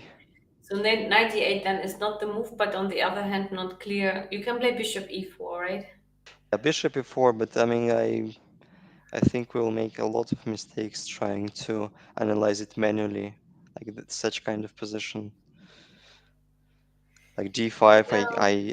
I have no clue what is the computer's suggestion, what is its like verdict, what is evaluation. So, but like intuitively, it might be i- in the, in my opinion, it has to be good for black somehow.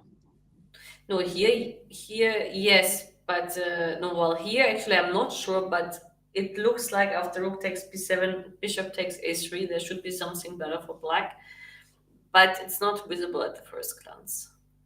Hmm. I mean, after rook takes c7, maybe I should play something like rook c8, but you always claim to have d5 then. And also the back rank issues. Now I can unpin myself with queen e2. Yes, rook c8 looks silly. I mean, I liked my knight e8 somehow, but queen a4 was Yeah. the problem. But then how you refute this queen a4 idea? No, here here you can even play queen e2 Yeah, that's true. No, but then yeah, queen c1, queen e8, and and we have queen a takes pleasant c6. choice. Yeah, yeah. So this is not working either. So I don't know. So maybe actually it works for white, funnily speaking, unless we miss something. So bishop f1 looks very principled because after bishop f1, I don't see any reasonable alternative unless queen g4 is a move. But then we just kick it away. But if queen g4 was a move, then just go to d6 and have queen g6 ready without losing hundreds of Hmm. moves, with improving white's position. So queen b1 probably was Jan's idea, and once again, I think this position is very likely to appear on the board because it's all forced. Rook b2. So, yeah, queen a1 is the and only move again. Yes, I mean, like whatever, like he had in the pipeline, he must have calculated it correctly in a way. Yeah, indeed. And after queen a1, mm, seemingly we're not able to trap the queen in the angle of the board because of the very powerful minor pieces and some possible rook intrusions to e2 or e1 either. So rook b7 is once again one of the fewest considerable moves in the position. I think this is the only move to be considered because otherwise you are worse if you can't take on b7. Yeah. I mean, from the logical point of view. Well, I'm not sure. Maybe we can include rook b5, but at least bishop c8 is an option for black, just protecting everything and keeping active queen like in. And you need H's. I mean, like even after rook b5, also bishop g4 becomes very annoying Mhm, because let's skip the pawn on b7. It's not important. I think now the queen on d1 is just overloaded with d4, c1, and g4 on and f3 knight. mhm. So you can't possibly take on b7 unless you want bishop takes f3 and knight takes d4 stuff on the board, which positionally speaking, I hardly can imagine, Yeah, right? and tactically speaking, it looks very, very shaky because of the weakness of the back rank. So rook No, I think b7. actually the rook b7, Mhm. that's what we calculated. And maybe here we checked out bishop a3 only, right? Yeah, which is a But we should very direct commit. move. Yeah. But let's go for other lines. We have, because okay, it's just a pawn. A3 is still an option. Maybe we should start with something like bishop g4 because now, since I got the idea after rook b5, maybe we can try bishop g4 here and claim that the queen on d1 is overloaded again. And bishop f1 is played by Hikaru. And I'm a little bit curious why Nepomniachtchi decided not to opt for queen d6 instead of queen e4, because queen e4, well, it doesn't look like all in, but you are kinda force Yes, you're yourself to go risking. directly like through the force line. No, I totally agree. I mean, it's surprising, but maybe this is just Nepo saying like, okay, if I'm having such a nice tournament, then Kaiser is on my side. Hmm. So I do what I would do according to my style and intuition, and I wouldn't care about the risk level and the consequences. Hmm. So that was Queen our b1. line. I think rook 8 is very smart to include in order to avoid any kind of Otherwise, rook takes. intermediate rook e1 issues. Yes, rook e1 needs then to be applied by queen takes e1 because if the knight takes, then the coordination is even worse. Hmm. And the queen on e1 compared to the queen on d1 can't go, for example, to a4. And we have seen in some of the lines that queen a4 might be a very important move. Hmm. So queen a1, rook b7, and now bishop g4 I will try.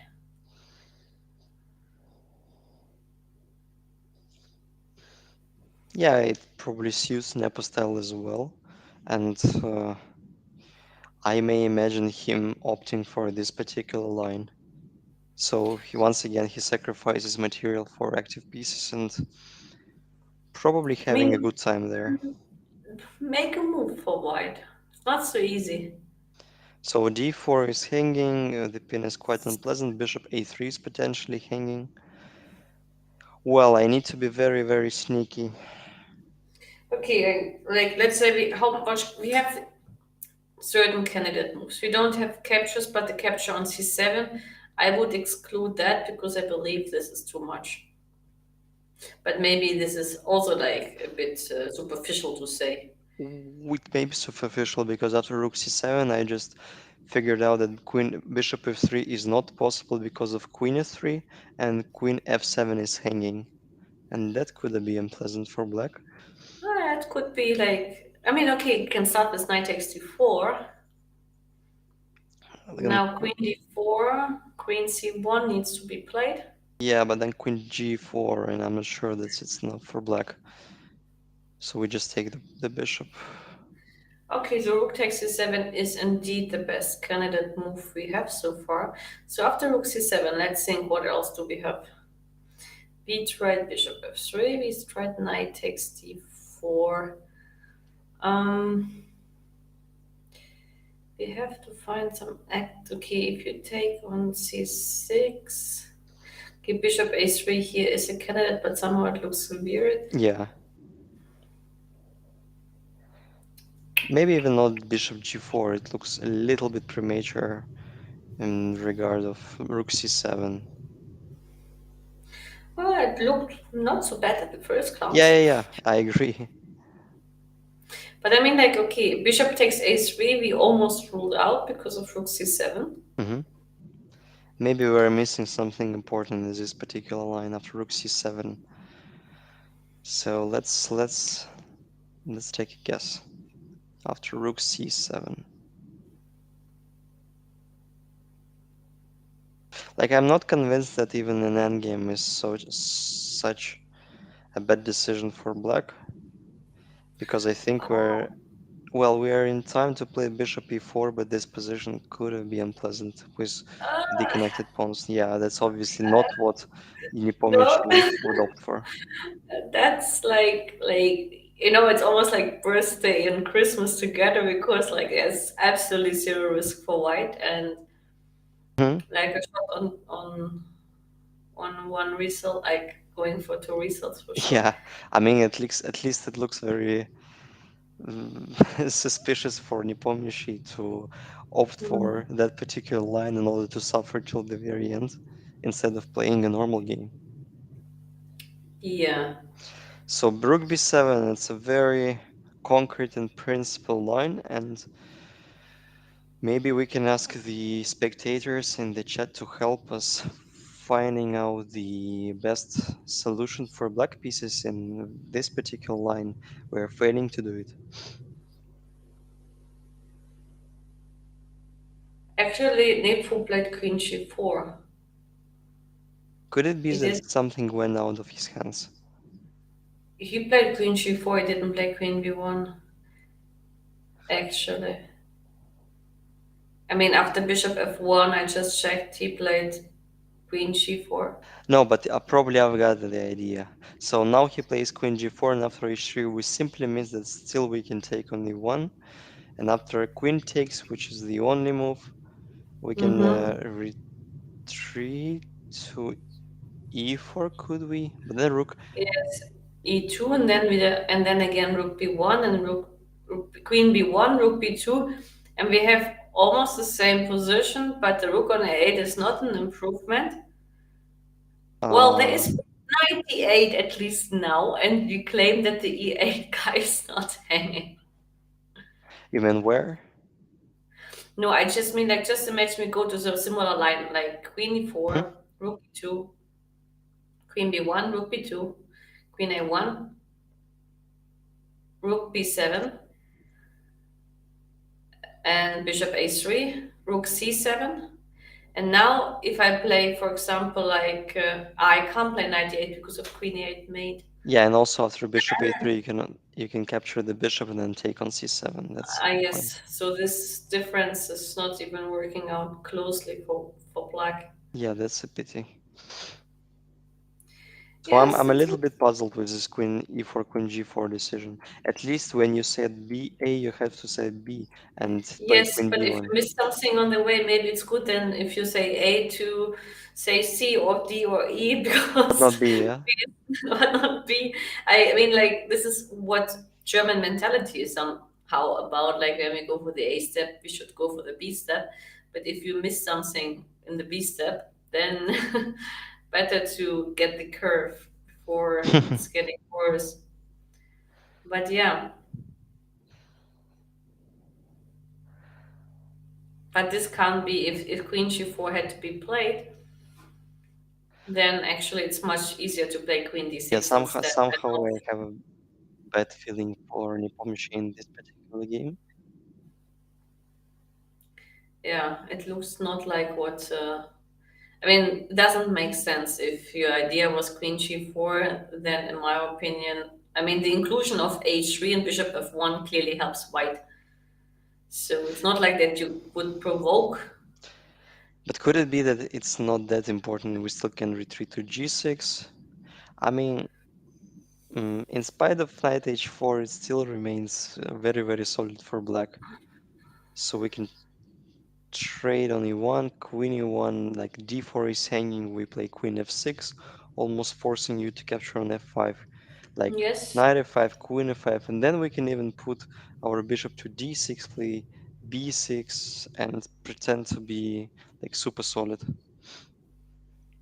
But still, it remains a little bit like a slight edge for white. Yeah.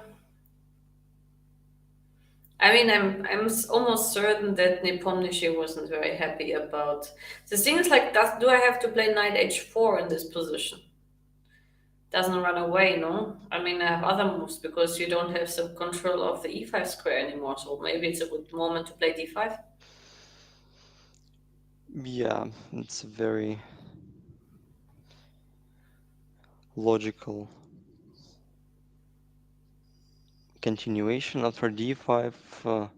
So you've covered the e5 square, d4 square. Probably if knight retreats to a5, you will consider both moves, knight e5, knight d4, or even knight h4.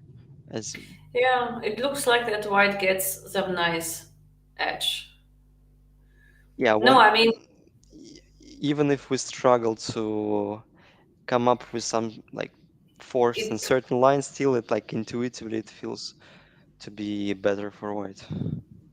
Yes, we can agree on that queen e4 was a bit over optimistic. Hmm. Yeah, that's the feature of character that's But this character you need to be to become a winner. I mean, mm, like, I think it's better to be a bit too arrogant and too bit too optimistic than to be the careful type of person. I mean, it's I have seen it like with Arkady Neidich, for example. Like to me, he's like a unique character in chess when it comes to his self-confidence. Even though he never like met more than 27, 30 or something, he was one of the guys who were able to beat anyone. anybody. Yeah, yeah, yeah. And he beat Carlsen twice. And they are guys who are stronger objectively on the paper than Arkady, but they would never be able to beat Carlsen because the confidence somehow wouldn't allow it. And you need to be like, in order to become a world champion, I think you need to have a good portion of self confidence. And Nepo certainly has, Yeah, in a way. that's a fact. I'm a little proud having a little training session with Arkady back to 2018, and that I clearly understand what you're talking about, like the level of self-confidence of like such kinds He of was, player, of like Arkady, Jan Nepomniachtchi. I think also Levon Aranyan is such kind of a player. So yes, but from the weaker ones, like not the top 10, Arkady actually as a player impresses me the most when it comes to his self confidence and the ability to beat anyone. agreed, agreed. Well, h3 is on the board, and Nepomniachtchi is somehow once again he's like twice faster in terms of making moves than his opponent because yesterday Firouzja, like we can say that he got Lift on seconds. he got 2 zeros losing on time and on position both. But like fortunately for him, like you're risking only giving up only single point, not two. So Nepomniachtchi is like overplaying in terms of speed his opponents, and like this approach, like this attitude gives him like a certain result. Yeah. So can I play Queen H5 and say like take the piece? Well, At least it should be considered. yeah, obviously g4 looks very, very juicy, but I probably got your idea. I mean, it's like I'm not sure if I should include rook e1, but even bishop g4 is like quite considerable because after rook e8, we shouldn't take like rook e8 immediately. We can consider Take on bishop it. f3 as well. And it seems to be like completely unclear if unless we're not getting mated by force, like queen g6 and bishop g6, probably game over. Ah, no, sorry, bishop g6 is not working. So I Yes, forgot we're pinned. But I mean, besides, if after queen e1, there's black is queen super d6 fine. with there's queen d6 with a draw if you want.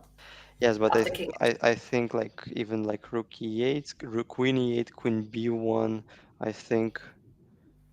Yes, I mean this is without discussion. I think after g4, white should of course take on g4. I mean after bishop takes g4, Mhm. everything else. So take, Once queen again, we take. have to take with the queen because after rook e1, knight e1 is very unpleasant inclusion. Mm-hmm. Then queen g4, bishop g2 is an only move because otherwise the queen is overloaded, protecting knight and With rook both. yes, so but now I need to claim my compensation, right? Somehow, yes. So what do we try? Bishop d6, calm, calm Yeah, calmly and like steadily. But bishop d6 is not creating any direct threat, so yes, probably but you have a move which creates okay, you can play rook d8 like and try sorry, something, rook but e2. That's what was a little bit bothering me. mm, mm, mm. Okay, wait. Rook e1 No, is played instead of queen h5. Queen h5 mm, looks very artificial, but probably, I mean, not probably, obviously still has to be considered because g4 like is a very rough but probably the strongest decision after queen h5. But then rook e1, the most pragmatic solution, and I expect queen g6 to be played. But then after queen g6, we're a little bit mm, puzzled after like finding the move after g4 d5. I mean, a very common idea in this kind of positions, fighting for the central squares, like putting the knight on d4 e5 either. yeah. I mean, this was all avoidable if Nepo have has would have chosen queen d6 over Hmm. queen e4.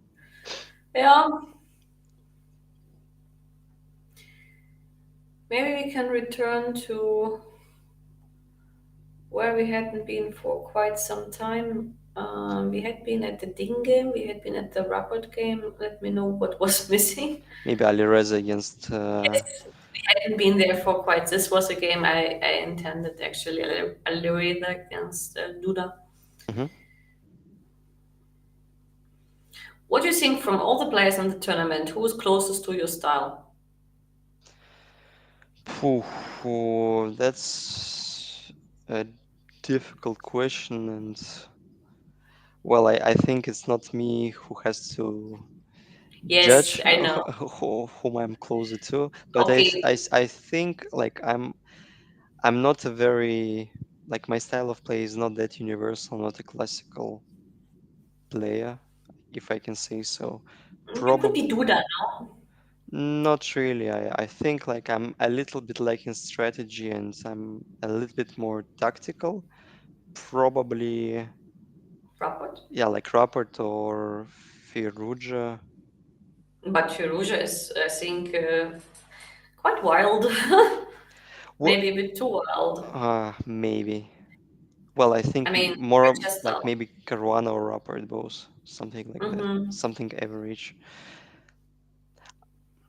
I can't say I've done a research because I had a data and I've tried to compare my opening repertoire to like the best players and I remember it was so funny. I played against like Hungarian Grandmaster Ferenc Berkes, like former 2700 player. And with black pieces, he played like King's Indian, Alekhine, and Karakan. There, all of them were the openings of my like Childhood. childhood, or like me being descendant. And also he like usually opts for Catalan with white pieces, so I found it like quite similar in terms of opening repertoire with me. And also I think Radoslav Vajtashk, so I do play a lot of Najdorf, and he plays Catalan on the regular basis in d4 style Mm-hmm. positions, being very concrete player. I think Vajtashk is a very concrete player. Yeah.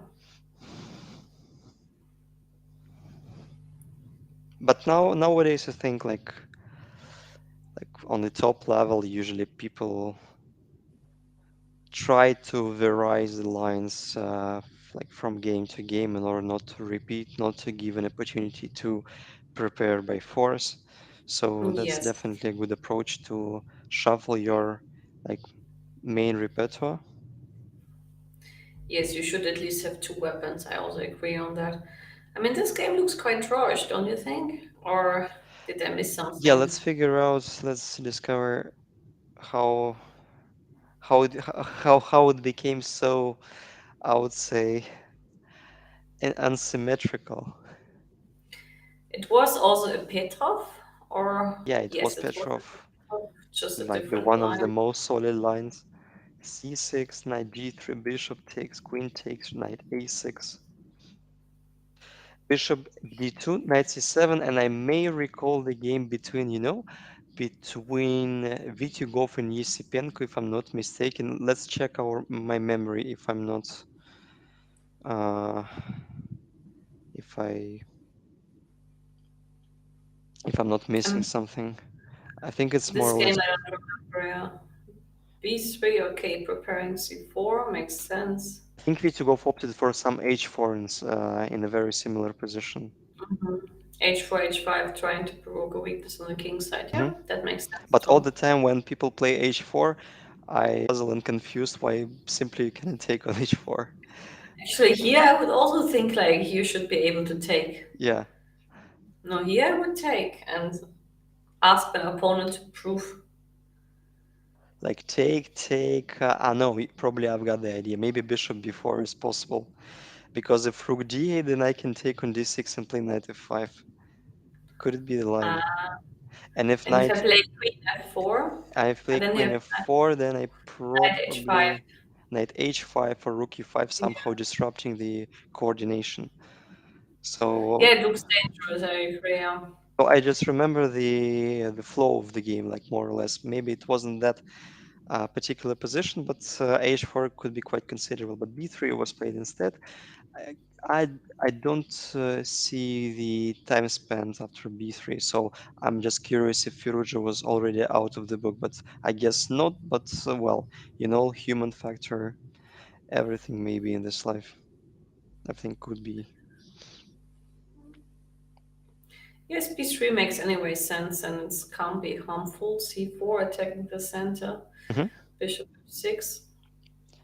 Then in this position, I would rather pick black pieces because it reminds me like old beloved Alekhine style structure. Yes, but I mean, like, of course, like from the structural point of view, because of the d4 pawn and the dark colored bishops, white should be, from the position point of view, a little bit more careful. But on the other hand, white has space advantage.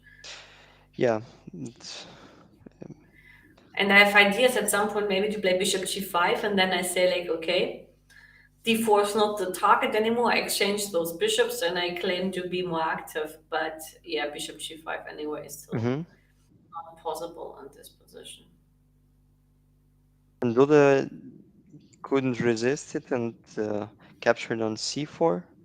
Hanging pawns is always a strategy because you can attack them at some point after bc4. Maybe there is some b5 move, and then you claim you get the white. Did you play b5 Yeah, here? fair point. I mean, Yeah, I playing for the think, white squares. Yeah, but c takes b5 was played instead of I think anything that's the else. only. But what you can do if you play c5 and you cannot exploit the d6 square, whereas I get the d5 and c4 square, then I would dare to claim this was not a good exchange. Yeah, correct. Yeah, it's a very clear concern. But then after c takes b5, probably what I mean, what confused Duda to capture with the knight, let's say from d6, probably the weakness of c6 pawn. So he, like structural wise, he made a very logical decision, keeping just a couple of pawn He, islands yes, he in keeps the front of better three. structure. White keeps the space advantage with the pawn on d4. Hmm.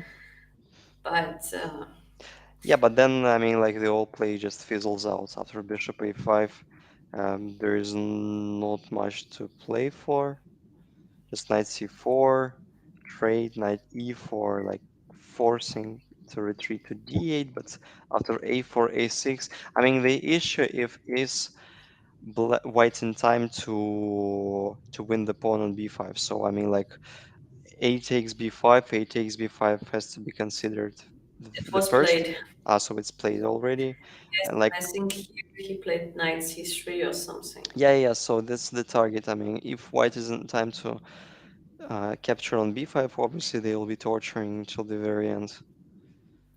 But okay, if I just protect now, Queen let's say d7, queen d7, how you want to attack it? Okay, you can play queen d1, queen b1, yeah, fair point. but it looks okay. You cannot take on d4 because of rook d. Well, no, I can't. Likely. Yes, because you're back rank mate. Because as well, if you take on c3, play rook a1 and be happy again. But yes, I made it. Yeah, so yeah, bishop d4 is a bit premature. Queen b1, it's a very nice idea. Rook b8 looks suspicious, but Like, this whole configuration looks a little bit shaky for black, just yes, like because of the back intuitively. rank. Yeah, Mhm. I agree in a way. maybe it's still like not a big deal for black because after 94 we just keep all the squares. Playing bishop e7 like 95 is not really a threat for many Yes, and at reasons. some point we move some pawn on the king side and say like my king is safe again. Okay, if you can't exploit rook b8, as weird as it may look, it's a very natural move. That should be fine. Yes, once again, a takes b5, a takes b5, I think. No, but knight c3, queen d7 is on the board already. Mm. How we can exploit the back rank? Otherwise, well, the other option is to put the queen on e4, pretending to like threatening knight b5, then rook But I b8, can play rook. I can play rook d8 even, no? even rook d8. That's correct. Just I mean, like when we speak about stability, bringing the pieces of the Yeah, yeah. back. So That's my where. point was that probably I'm in time to like switch to switch on towards the in front But of your king. honestly speaking, even if you course me this double pawn on f6 with a knight on f3, okay, you have knight h4 as an idea, but Hmm. still it takes some time. And I might have queen d5. Maybe it's not as dangerous as it looks. Maybe. Okay, you can't take on d5. This trick I got. Mm, I think queen e4 95 is a valid option. okay, wait. Rook d8, 95. Let me think. Bishop e5 Wow. doesn't work because you can take with the knight. Was a Hmm. try, but it doesn't work. Hmm. Okay. Queen d6. You take on f6 is well. Let's say queen d6. We even never check on it. Okay, I need to move. Which is like the most painful thing, like the most upsetting thing about queen d6 that after knight f6, g takes f6, I even have knight h4 and knight comes to f5 at once because But I thought like that queen d5 always is my survival in a way. in there. Oh, well, you have a check on c4 and knight f5 is coming. Yeah, okay, it's not my survival. I can take on d4, no? Although I can't I because you know. would take and play rook e8. This was your plan. Like, initially I've calculated queen e8 instead of queen d4, It's the same. just to be It's the just to same. be arrogant. It's just a little bit more outstanding, but Yeah. it's the same. Yeah.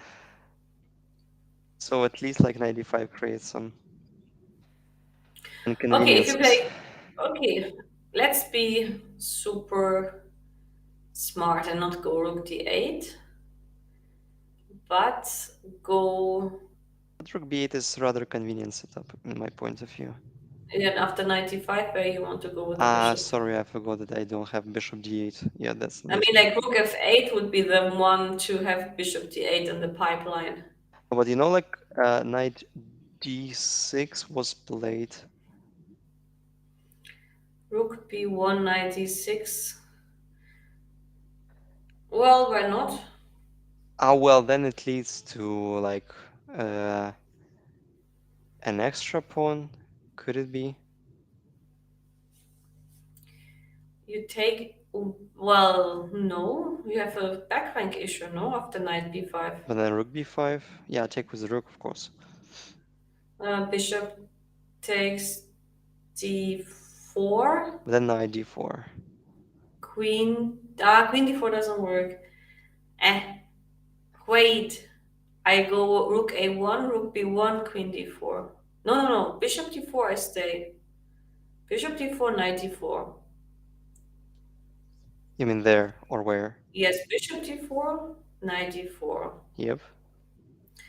Rook a1, Rook b1, rook queen d4. b1, and queen d4, and you're pinned. I'm not made it, Wow, that's cool. Something like that. That's Using that's the back genius. rank issue of both. But this is probably what is planned. So claiming that you get back the pawn on d4. Huh.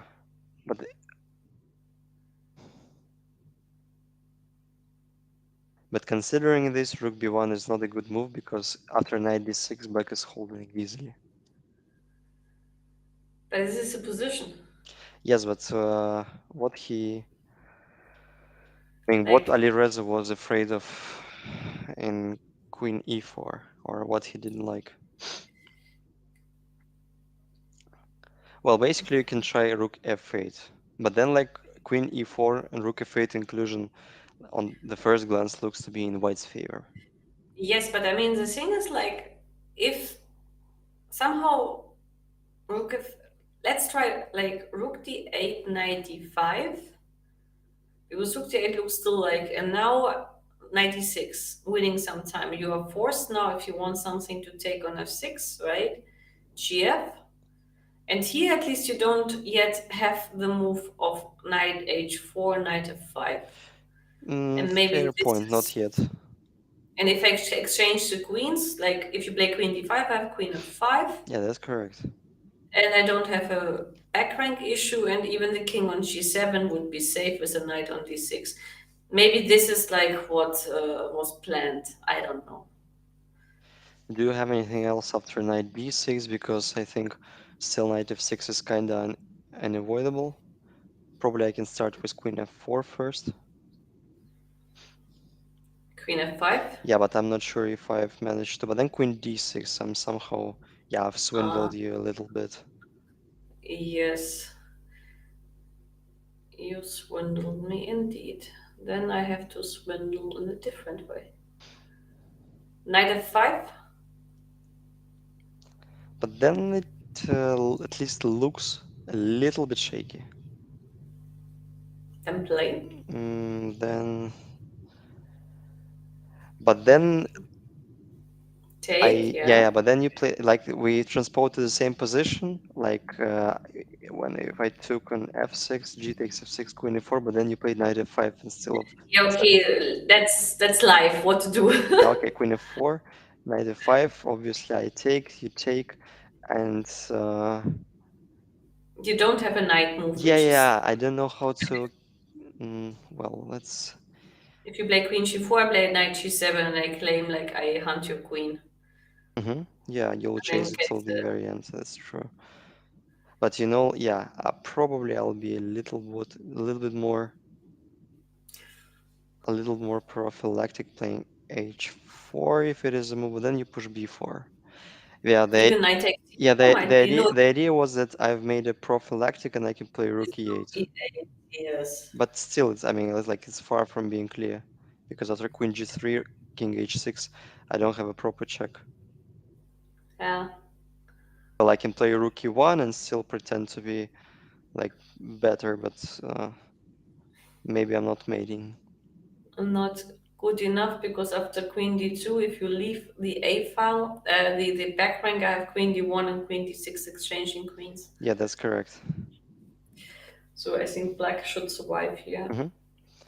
Well, but instead of h4, I'm failing to find a proper option.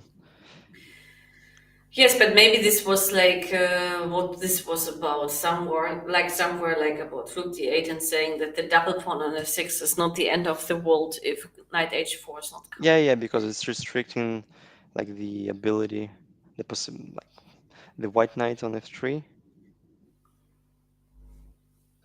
Yes, so that could be the reasoning. So we have rook b1, knight e6, and I would be surprised if this game is ending quickly in a draw Hmm. because not so much potential to play And on Firouzja, my. once again, I mean, he's trying to play in a very profound way, spending a lot of time like for every single move, and he's like 1 hour lower in time than Duda. Yes, but like the funny part is like not the funny part, but a lot of people, of course, who were expecting quite much from Firouzja being the young star of the event. But maybe actually exactly this expectations made Firouzja not being great in shape because maybe he put too much expectation on himself in this event. Is he the second rated or the third rated in this? Yeah, he's almost the third rated in this event, Hmm. but same for Ding Liren. Maybe he had too much expectations of himself, and he forgets the point that he's very young. Yeah, and don't forget that Ding Liren, I mean, probably like the attitude for the sports in China, and like sometimes the Chinese players can be kind of well. I can't catch the word, so probably you've got what I mean. Patriotic? Not kind of patriotic. I mean, like they feel the pressure on themselves while they represent their country on various international events, especially in events of such level. And Yes, I mean, like also like you have to know that the relationship between some Chinese players and the federation is very good, and then some of them are not so good. Ding Liren is actually the most supported player in yeah, yeah, yeah. China, I so saw that they trend. enjoy a good relationship, I believe. But I know from other players actually like who retired meanwhile that they had problems. So it's like it's not so easy, let's say, to follow everything you're expected to do, and the pressure must be also high from the federation on your abilities. This could also be the reason why Ding somehow doesn't do great in candidates. I don't know. Well, I do expect Ding to qualify for the candidates. If not this year, then the next edition. I mean, he's a very, very strong player, and it's been a pity for like it's not a pity for him yet because he's still considered to be young. He's only 30. Yes, he's young. I mean, chess wise, he's still young. So that's not about that. I just think like that he was very unfortunate with the past 3 years of historical events happening in Hmm. the world. Yeah. Because what happened was definitely not supporting China in terms of chess with all the restrictions Yeah, of the no doubt it country. affected his chess career. We should. It was the impact on that pandemic was much harder for him than for anyone in this field. Hmm. Well, with a little note of sorrow, we admit that Ding still is not in his best No. condition. And we have knight b5 trade, rook b5, and you've admitted it precisely that after rook b1, no, we do start with bishop d4, Yes. creating a potential Yes. threat of taking on f2. That's why whites need to be very, very careful, very patient. Actually, the thing is, like after knight takes c4, I think this is well, probably like even h3. No, h3 you can't play actually. Maybe king f1 is no, king f1 also looks Like rook weird. b1 at least, yeah. Yes, but still that should be fine. But likely the easiest is just to take on d4, and after check rook b1, queen takes d4 and queen f1, they will just sign. hmm That's the easiest way to finish the game. Yeah, agreed. Mm. And I think before the break, we should take a look at the game between Nakamura and Nepomniachtchi because somehow I see World Chess Slider is kinda is getting more white than Yes, gray. it was a game which objectively today is the most unstable one in terms of evaluation, right? hmm So I agree. Yeah, So let's. Nepo is a bit in danger, and of course, if he loses today, then the dice are mixed freely again. Yeah, yeah, yeah. Bishop d4 in on the board. Yes, okay, this is going to be a draw. A little bit shaky start for Firouzja while Duda remains unbeaten, but he haven't scored his like first victory yet. But he remains with 5 draws. We expect this game to finish in a draw, and it means that Firouzja will remain in -1 and Duda will be in the middle of the like, peloton. How do we say it? Yes, you're in the middle of the field where everything is still possible.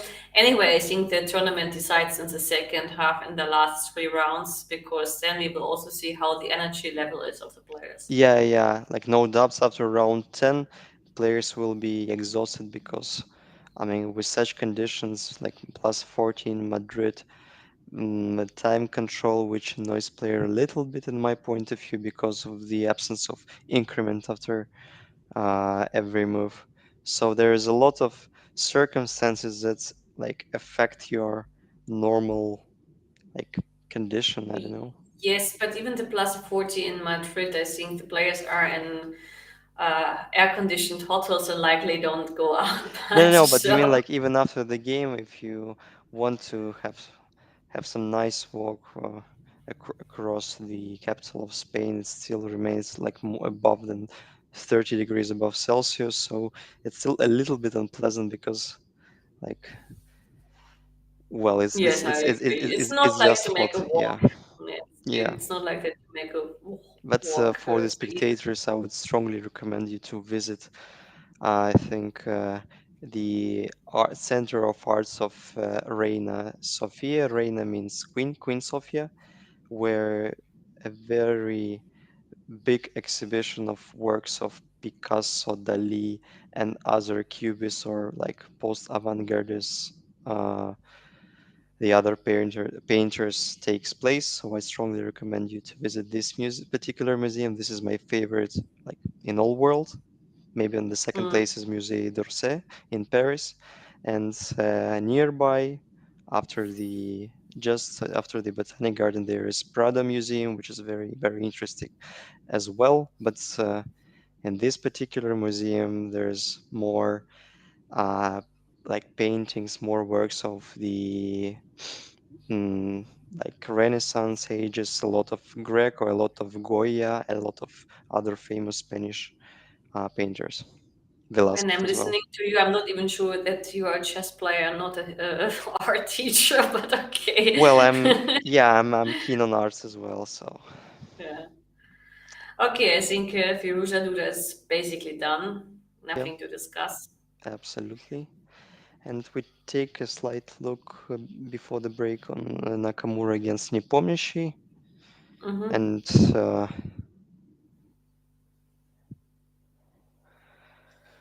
well, this is the current position, and the queen is double attacked on d3. So after h3, queen e4. Yeah, I'll switch off the like the position, refresh. Mm-hmm.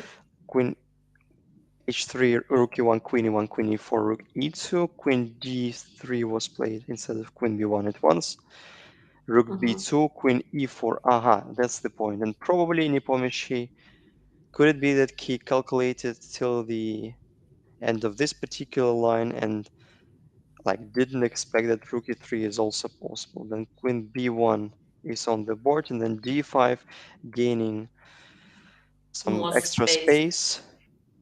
Where is the knight going? To Mm, a5? But then actually, if I take on c1, you may take on c7 and claim a solid pawn. mhm. Well, okay, not so easy yet, but looks a bit shaky for black. Yeah, absolutely. And after d5, yeah,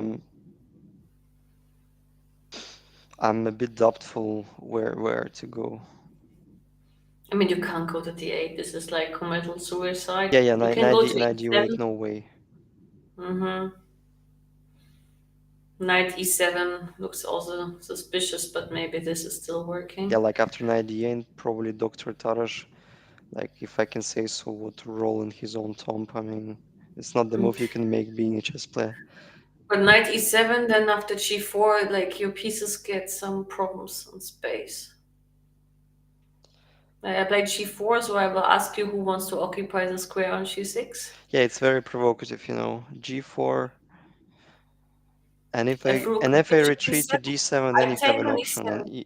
yeah, taking on e7. That's kind of annoying, and it's not Yes, and that if you go easy. to g6, then your knight on e7 is almost as wonderful as on d8. Yeah,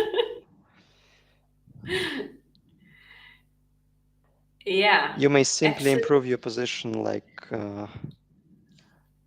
well, not that clear how to improve and 95, precisely. no. Maybe knight e5 or knight d4, keeping a pressure on e7 95 knight. has a lot of ideas. Ah, you want 97, knight d7, f4, that's the point. Yeah, it looks 97, very, very f4, unpleasant. even h4 could be interesting, but Yeah, eh, I think Nippon Nishi is in trouble. yeah, he might be in a big trouble. And if knight a5, I mean, despite the fact it looks very awkward, at least you can take on a5, queen c1 and queen c7, and I do not know. I don't know how will I hold the queen side. Maybe b6, aiming bishop c5, but it's like We d6. have knight e7, by the way, on the board. At e7 is played well. Yeah, That's yeah. more Well, it is. that's more solid, but obviously in long term, white is like Actually, here, sensibly better. yes, if he played g4, maybe he has bishop c2 left as an option. So I was even thinking that okay, g4 is of course one candidate move. The other one with the same idea is something like knight e4, claiming that you can't play knight g6. Because then, no, not now. I mean immediately knight e4 even. Because then I would make your move bishop c2 a bit harder Hmm.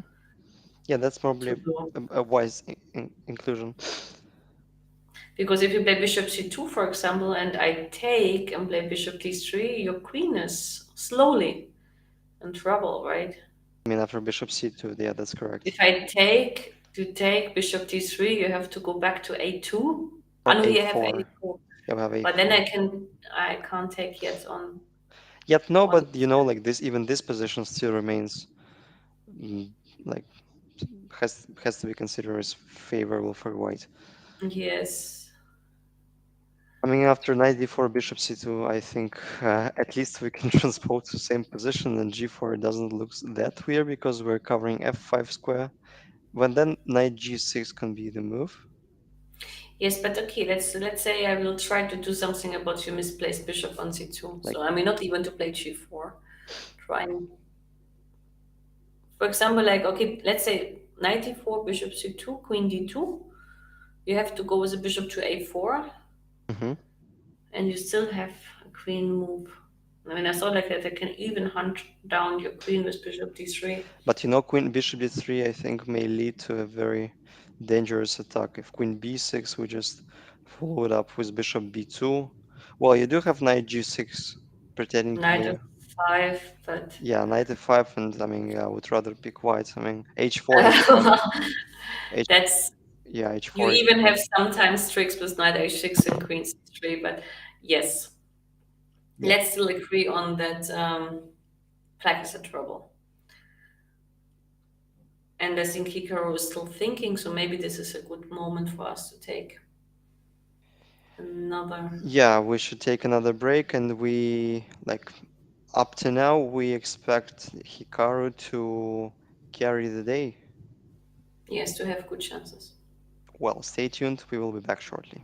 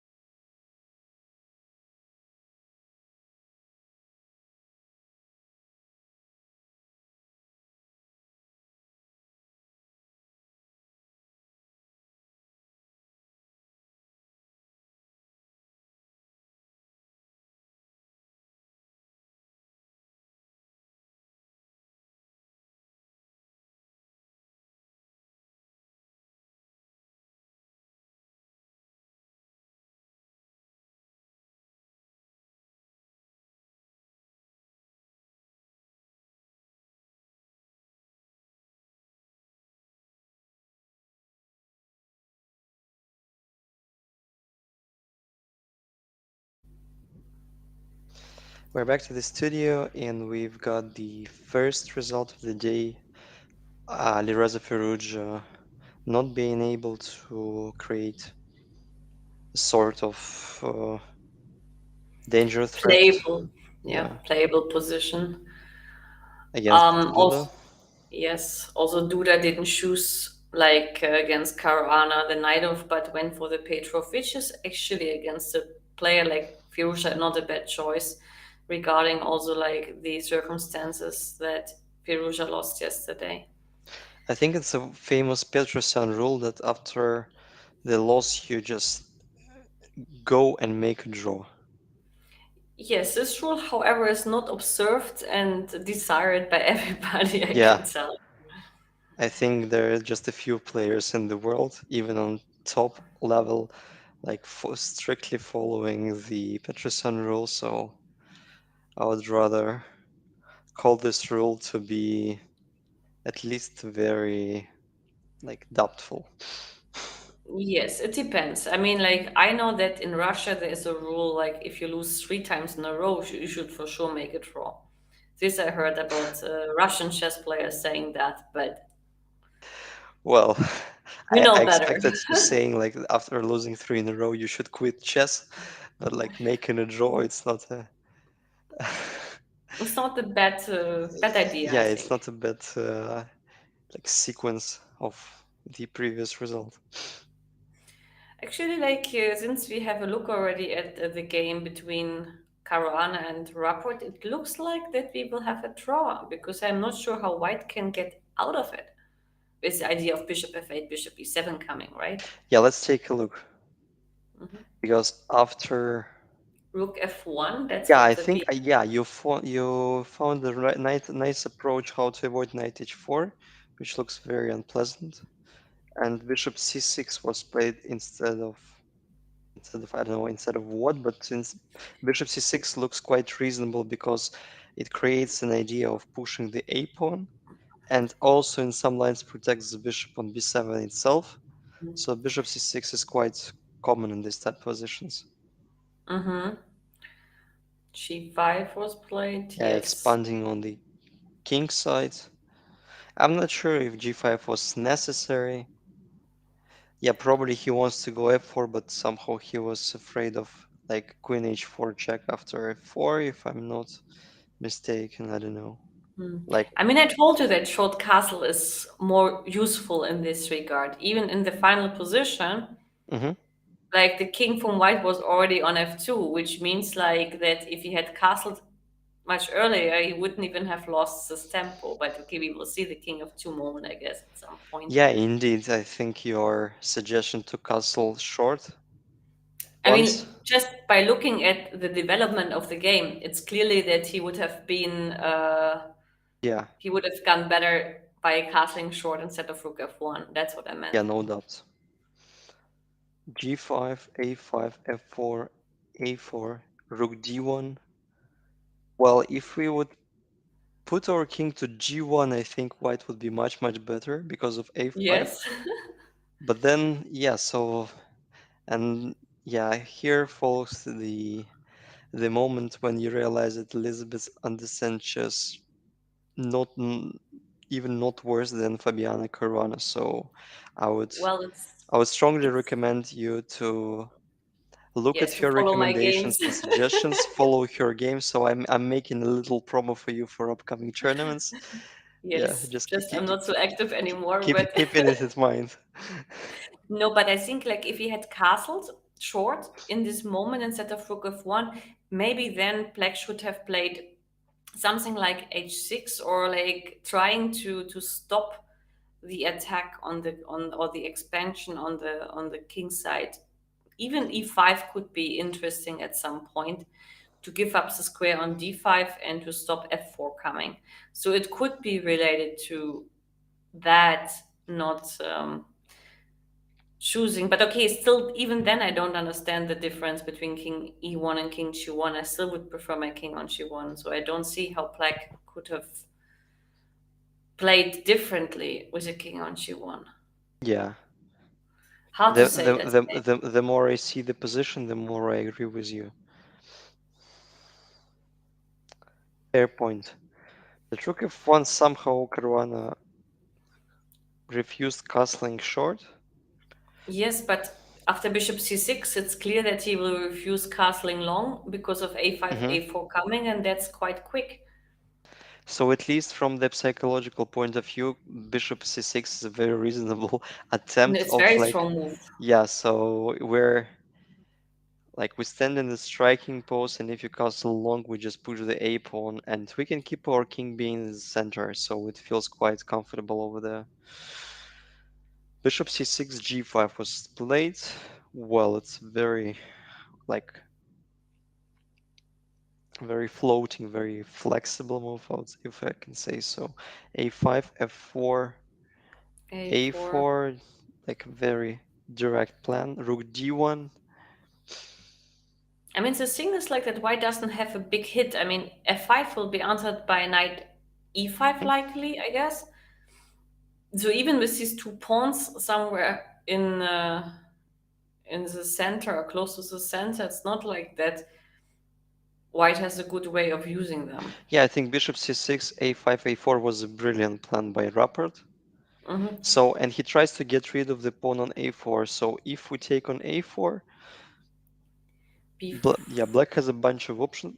Like b takes a4 is the most logical one, and then if f5, the knight is heading b5. towards c4 square. And now when we got rid of Look the at pawn, it it. became Yeah. accessible. It even looks not nice for white. So. No, I don't like white position at all. So, but then in comparison to white, black can castle short. Because once Hmm. again, we have this kind of a lock on the king side. Let's say if, yeah, if I make some stupid move like bishop d4, but probably it's not that stupid indeed. Okay, but even like if you play f5 in the next move, it's not the end of the world. I have knight h4 for one No, no, no, short. absolutely not. So we can try to emphasize the pressure, but like I'm trying to holding you up in to protect the g7 pawn. Oh, well, actually, like e5 could be interesting here, unless, and then if you take, I play bishop e7. Yeah, that's actually cute idea. Like, and even after rook f5, unless you have knight h4, even if not, black's position looks I can castle now. so good Just, aiming. Yeah, just the difference uh, between the safety, like the level of safety of the kings. So obviously, white is lacking the safety. yes. So if we could transfer our monarch, I mean, like white's monarch to g1, it would be way A more, huge, yeah, huge huge improvement. benefit, yes. Yeah. Yeah. Especially when we know how the game developed. Hmm. So f4, a4 was played a very direct and logical play by Rapport. Mm-hmm. Indeed, rook d1, bishop b4, using the drawback drawbacks of the king being placed on e1, queen d4. Well, I don't know if bishop d4. Obviously, bishop d4 was considered by by Caruana, like simple castle solves the issue. But queen d4 is a double attack. Queen a5, queen g7, and then a3. A very cute. Way of destructing the pawn on Yeah, yeah, b2 yeah. and And using taking b3. the king on e1. So Yes. rook king f2, also probably bishop d4 was considerable. But then a takes b2, and I'm And you stay in the pin. And yeah, maybe you don't want to stay long in the pin. yeah. I don't want at all. I mean, I can play f5, but at least you have bishop f8, queen f6, bishop e7, at least. You always have that. Yeah, but Maybe probably. even like I can do more, but yes, Black had absolutely zero problems in today's game. Hmm. But the game is not over yet. So king f2. No, Rapport actually made a draw. I just checked. Oh, wow. But it was what I told you, like after e5, f5, there's bishop f8 and bishop So e7 like repetition. likely there is no way to There's no improve way for both because sides. h8 is hanging, so you Hmm. can't move the knight. So this game has finished. Yeah, just a few words to say, like in Rapport's favor, he came up with a brilliant plan: bishop c6, a5, a4. Mm-hmm. And yeah, I'm a little bit like, I can't say surprised, but yeah, it turns out that probably castle, your suggestion was a huge like benefit, a huge improvement of Fabiano's play overall. Yeah, but probably like psychologically, once you played g4 and with a knight on g6, castle doesn't look It looks a bit awkward. intuitively. It doesn't look intuitively like the best choice, but rook f1 also doesn't look Hmm. nice, to be honest. Yeah, so all the time you have to So choose between like the weirdest and less weird. Yeah. mm, yeah, so that's why I mean rook f1 also looked very artificial. Hmm.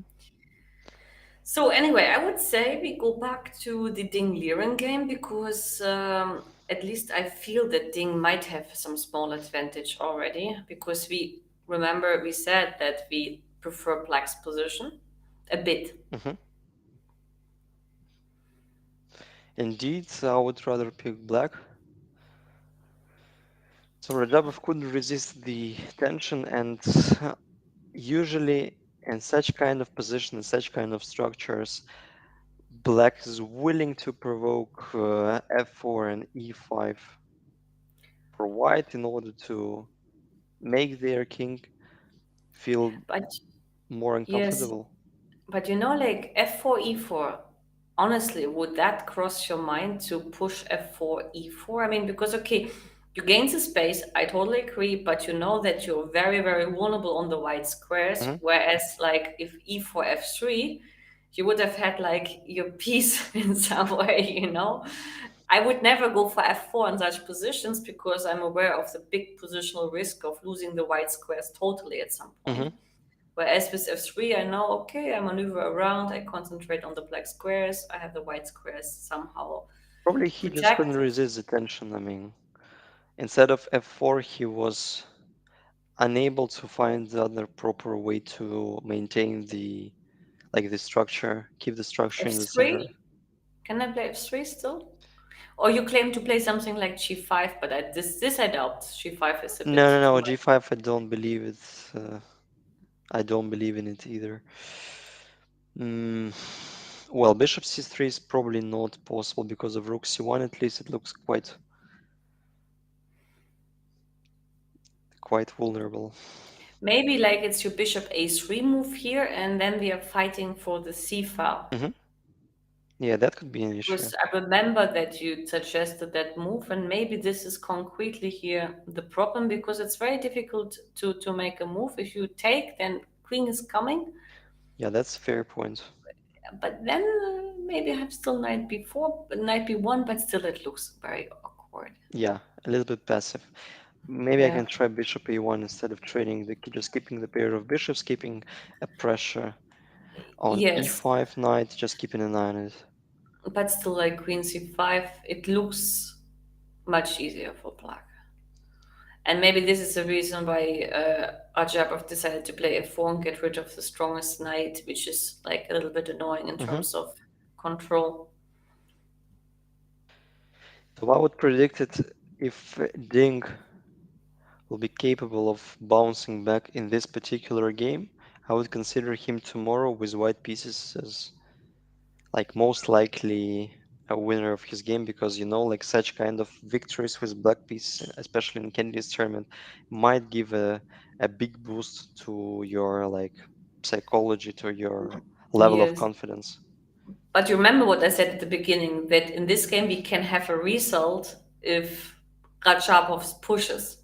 And the funny thing is, Radjabov not really pushes. Just pushes his pawns and weakens his He king. had to push basically already because he was in trouble. But yes, I had some kind of feeling that this could be a decisive game today as well. Mhm. And it looks like that now, looking at the position It with seems the very, pawn on very f4, unpleasant for white. it's not nice.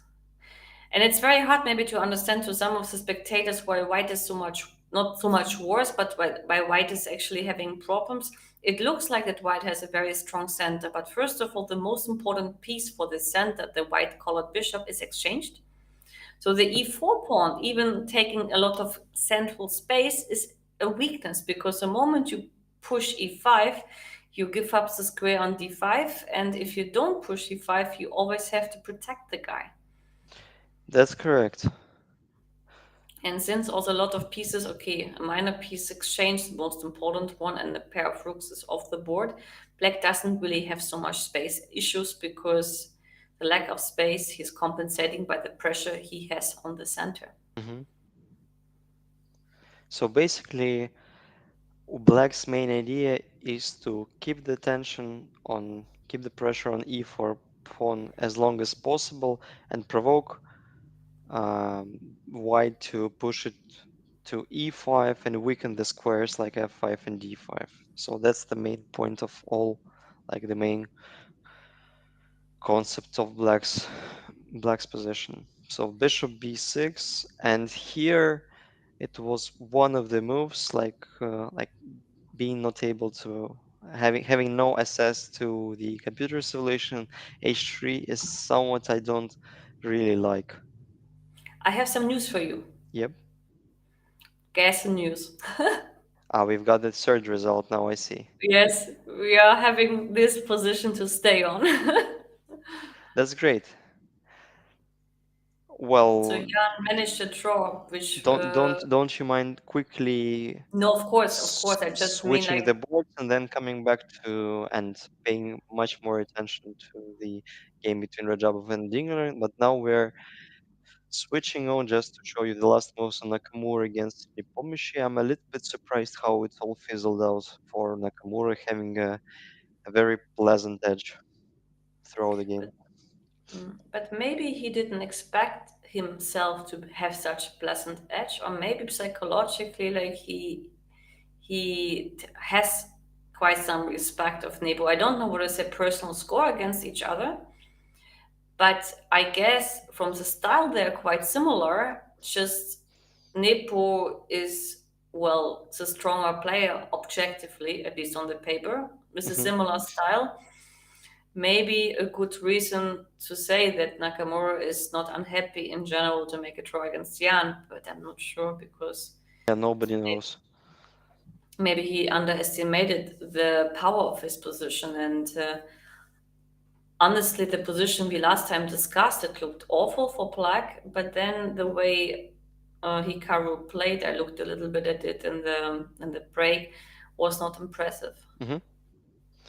Yeah, so let's quickly take a look on Nakamura Nepomniachtchi game, just the finals, the final moves.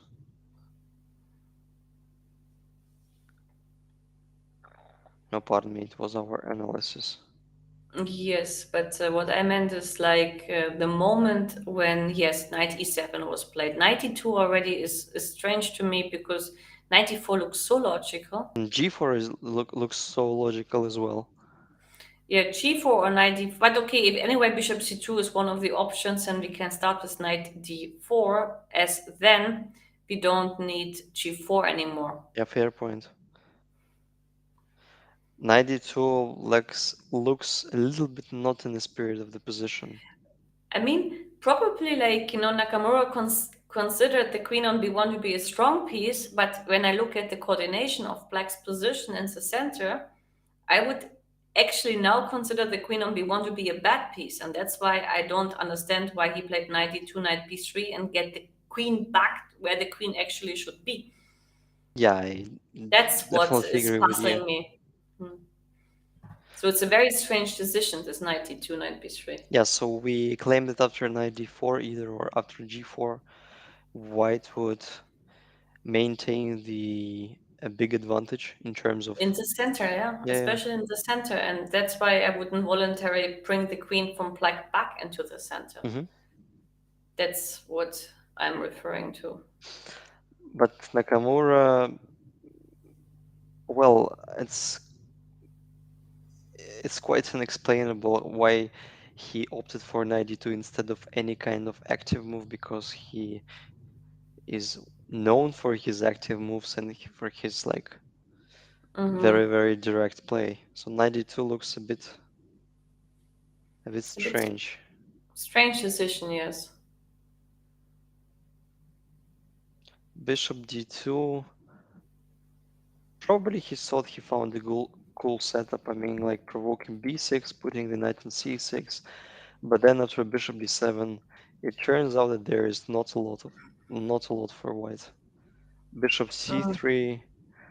Well, I'm a little bit like I can't say I'm puzzled, but like rook f3 would seem a bit interesting for me. Like why not to kick out the Yeah, queen h4 already. And then you have g3, and I don't have a good square. Maybe queen queen h4. h5 still. Yes, maybe this is already like getting a construction which looks for white. And white is strangely Yeah, like yeah. coordinated. And rook e8 is also coming. hmm So bishop c3 was played instead. Queen d6, bishop b4, and obviously the trade of black dark squared bishops is not in favor of white. Bishop Mm-hmm. c3, and the game ended in repetition. So I mean to sum up, w- at least at the first glance, knight d2. 92 looks just ridiculous. Yes. So today we can say that the Americans had a Black Friday. It's not Friday, but I mean, like they took two very strange decisions. Caruana with Rook F1. Okay, Rook F1 at least, like I understand from the human point of view. But 92 knight b3 is not in the spirit of the position, which for me is. I mean, I don't want to be harsh on them; they're much stronger than me. But Yeah, both could gain more than they've achieved. That's correct. Well, and funny enough, after 3 hours and 15 minutes of play, if I'm not you have mistaken, one we've game left, only one game left. and in this one game, actually, funnily speaking, it's not white but black Yeah, like to be pushing. so now it turns to be a black. What is the day today? Black Wednesday. Usually it's like the like Black Friday is one of my favorite days in the year. Yeah, Guess why? You know why okay, yeah. already. And I'm thinking I'm not the only female saying that. There might be like a, plenty of males who just Like adore. on the Black Friday, I'm sure that like the highest percentage of technical devices are sold on Amazon. hmm Yeah, probably they have So, just huge discounts. mhm. Well, but so I mean, historically, Black Friday, like the phrase, went from Black Tuesday, which was like a remarkable date with the like in the bad sense of the word for American economy, like Yes. causing the crisis in 1929 to 1933, the Great Depression, Mm. Yes, yes, yes, I the failure remember. of the stock market. Yes, I remember I heard something about the Black Day, but nowadays I only know about the Black Friday for good reason. Well, it means that nowadays we live in a better world and we rather we hear about the Well, Black Friday instead of Black Tuesday. objectively, yes, but I think we are doing everything to go back into the bad world. Following the latest Yeah, events, it's not looking great.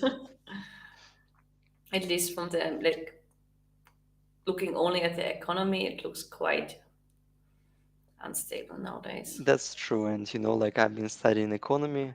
I'm not very good in the explanations, but I remember like the cycles theory, and there are sure I think like the most famous cycles are Kondrativ cycles. They last for 50, 60 years. I mean, like in other words, every like the economy crises and the economy r- like rises Mm. repeat every certain period of Yeah. time. So maybe now it's time to get back to Ding Liren against no Radjabov against Ding Liren because anyway it's our last remaining game, so Mhm. we can work out how Black is increasing his advantage, Yeah, and it should Yes. Yeah, so now we're focusing on the only game left. And Mm-hmm. h3, It's a move I don't understand, to be I honest. mean, like knight g4 wasn't the real threat. Was it? I don't know. I mean, probably what I would try is to exchange pieces. But I mean, I can't play rook c2, e4 is hanging. Hmm. And I think, it's not easy to make a Yeah, move yeah, for white. like literally kind of a Zugzwang. It seems like to be a little bit a kind of Zugzwangish situation, yeah.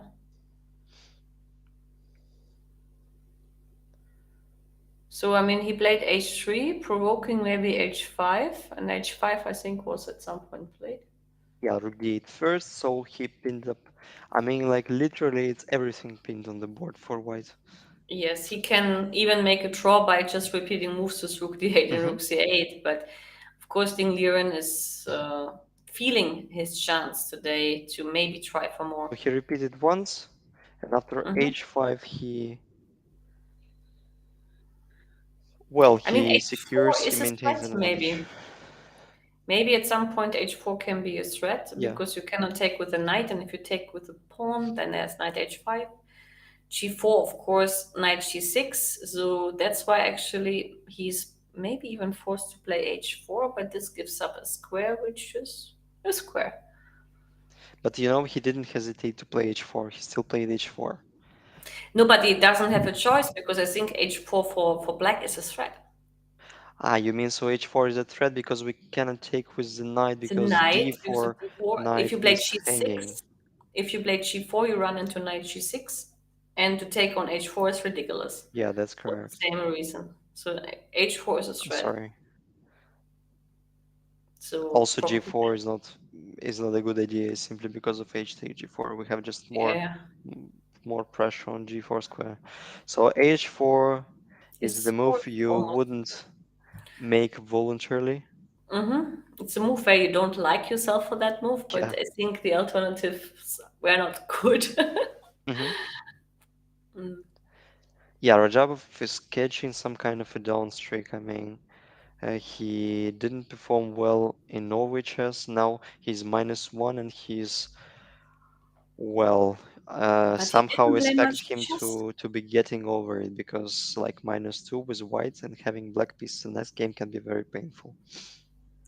Yes, but I mean, like, he didn't play much chess in the past. Okay, it was not easy for anyone to play much chess, but at least since the lockdown in Europe was over, I think last year in summer, Hmm. there was a good chance to play again. Yeah. Well, probably he's been focused on other things. So after rook c8, I think he played European team with Azerbaijani. Yes, he also got married, and Yeah, so this he could has a have been pretty also. a pretty new life. Mhm. Queen d3, knight g4. Obviously, black uh, obtained a lot in the position, so knight feels very, very comfortable on g4 square. b4, queen d7, rook But d2. honestly, b4 is also not a move you want to do. I mean, explain to me the move b4. Like, what was wrong with rook d2 at once? This is the question. Why b4? I mean, b4 is just giving another white square to your opponent. I mean, this is absolutely not understandable. Yeah, b4 looks a bit tilted, like he doesn't care anymore, he just pushes forward. Yeah, I'm trying to figure out what was wrong with rook d2. There might be a certain reason against e5. it. Ah, so e5. But then e5 I could also play after b4, so it's not like that this is. But does I mean f5 or e? I can't get it. I thought like if I play e5 and then knight g6 and try to get back e5, but Mhm. probably this is a bit too early or premature. It's just some of the hits which could be considered to Yeah. be dangerous.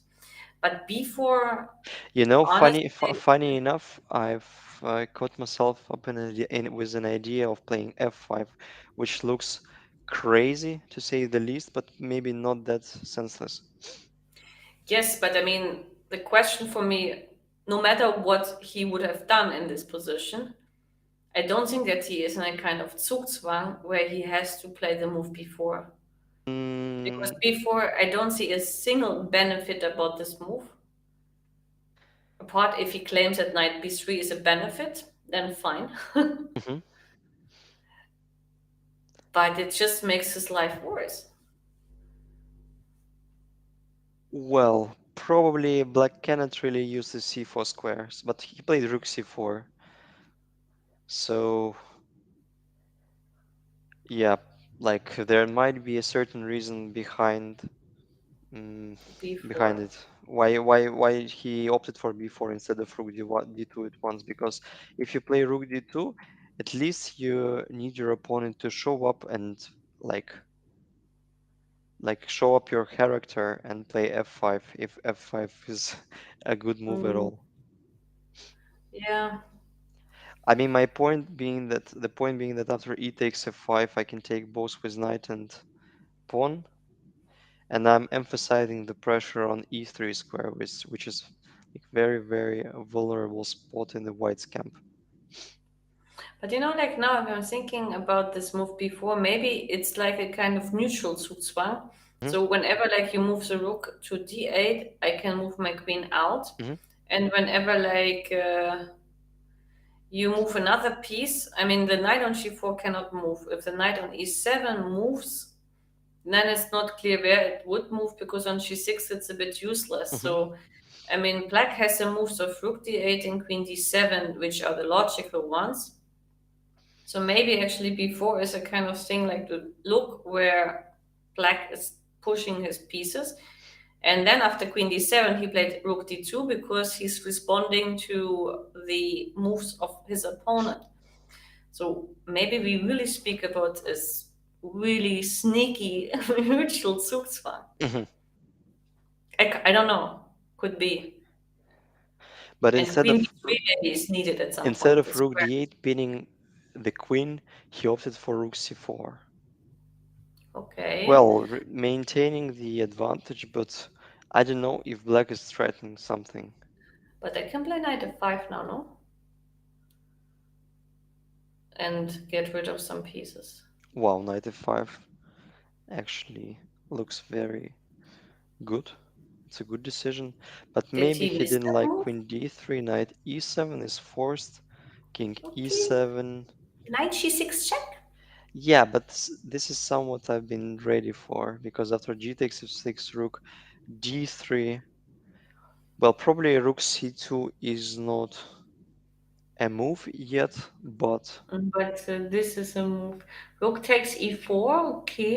It's not like that I need knight g6 check. I can also like let the king to e7 capturing. I was just looking at it yeah, for the reason of I also like bishop trying to e3. structure.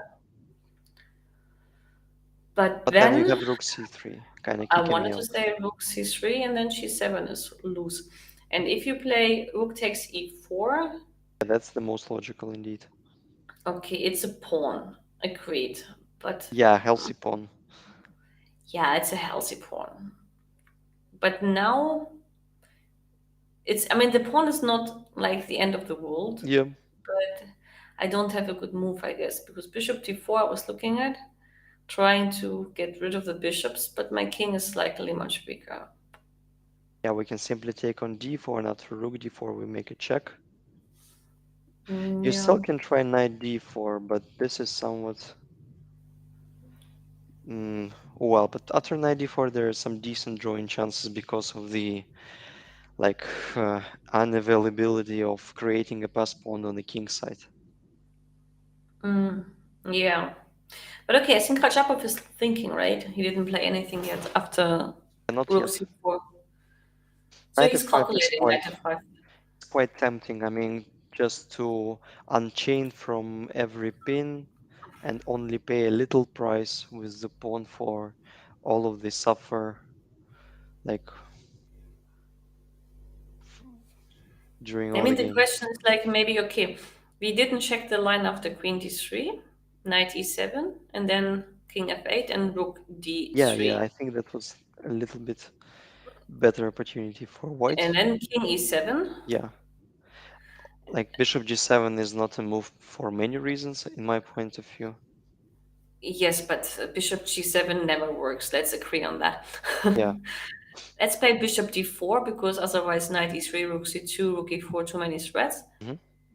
You have to take, Well, I will or take you it can anyway. check I can. Yeah, I think it's better to include check because if I take on d4, you have knight d4, four, and for you don't have to instance. check. Yeah. Agreed. So we include rook c2, which is a bit Mm-hmm. clever decision. King. Well, and that's the question, where to put your king. Okay, it's just to avoid additional moves, but okay. Even if you have knight h2, you don't have knight f3, so you can. Uh, I would go to f1 by intuition if I had a bullet game. Yeah, that's quite reasonable. Because then at least if you take on d4, I have at some point knight d2 to cut off the power of the files, and then Hmm. maybe rook c3 ideas. Maybe knight f2, or you will take on f2. I take on f2, and I'm happy to take the knight over the bishop because the knight on g4 is the most annoying piece. And knight e5 and knight c6 ideas. This knight can be annoying because knight e5, rook Yeah, d7, we have that's to true play indeed. f6 maybe here. But then But knight even d4, you can disrupt the coordination like yes, and that knight way. c6, yeah. Well, but then I No, take rook f3. This is somewhat you don't want to receive. okay, maybe they're not knight e4. We have other moves here. Let me think where we can trick you. Still, white look a little bit stalemated, and rook g2 is hanging. But Okay, if you but will be wait. able to like protect the pawn on g3 and a3 both, it would be a bit hard for black to progress. Now I'm just thinking if you can play rook c3, rook g2, probably you will play. Also, you want to unchain playing rook c6. Yes, but now actually like rook c6 is not working, I would claim. Even though that is also not so clear. But let's say I don't think it works because I can't take on b7. You take, well, I can, but no f4. No, no, this doesn't work for sure. Yeah. F4, h4 is hanging. So, well, I mean, like rook c3, rook g2, and then moving the knight somewhere. But still, I think this is making White's life objectively easier, no, than to play under pressure with all the pieces on the board. Objectively, yes, but still it all depends on the certain evaluation. Like if white is not losing yet being pinned like and all over the board, it's better to keep the tension and keep more pieces than go for the technically Okay, lost endgame. let me ask you, Yep. make a move, but not knight f5. Okay. You will see it's not easy. Well, if I play queen e2, like the most natural attempt Ah, to okay, unchain, this one you have. Yeah, this one I forgot about. probably you still can emphasize the pressure somehow. I can go back to b7. Well, or you can try knight c6 for all of a sudden. No, you cannot. Knight b5 is hanging. Okay, knight c6. This I would let you calculate. Yeah, So, I won't check it. So queen b7 is more like not like a normal way to yes. play chess. And then already like knight f3, knight f6. Okay, knight f6 at some point could be coming and gets a bit with the rook on c4. It might get more vulnerable. Yeah, a little bit un unpleasant pressure on the center. So Radjabov has 5 moves to do and he has 10 minutes remaining. Hmm. So yeah, Obviously, it's quite unpleasant to play, but I would rather evaluate white chances to make a draw higher than black to win the game. yes, but what would you do? Would you go for knight f5 and suffer a slightly worse No, no, ending? no, it's not in my case, definitely. I would rather play That's, queen e2. like I would choose according to whom I'm playing. Depending on against whom you play. Here, if against Gunina, I would play knight f5 always. I mean, like, I know that I will have a slightly worse ending, but at least I will not suffer tactically because with 10 minutes for five remaining moves in a position where I have pressure, not so easy. But it's been still like after like king takes e7, bishop d4, I didn't see so much of a problem, right? So you play rook c2, I play king f1, let's Yeah, but I say. think we've claimed this position to be quite Yes, unpleasant. but no, not yet. Hmm. I wanted to wait. First of all, I do have no, I don't have rook c3. Okay, it create. Yeah, Let me just to show, I mean, like rook c3 fails into knight e4, in bishop knight g7, g4. knight g3, Mm-hmm. which is quite unpleasant. Also, probably f6 is winning and the bishop is trapped. I don't know. Oh, but knight g3 is more technical for sure. After knight So f2, you are more or less forced to take the knight. okay, I make a check. yes, I play king e1, only move. I play rook g2, like the only sensible move.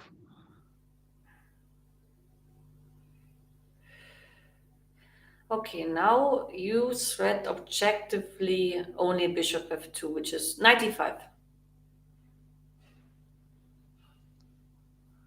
Um, I play f6,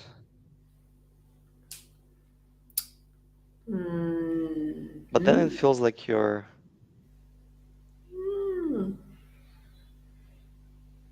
you should have been fine.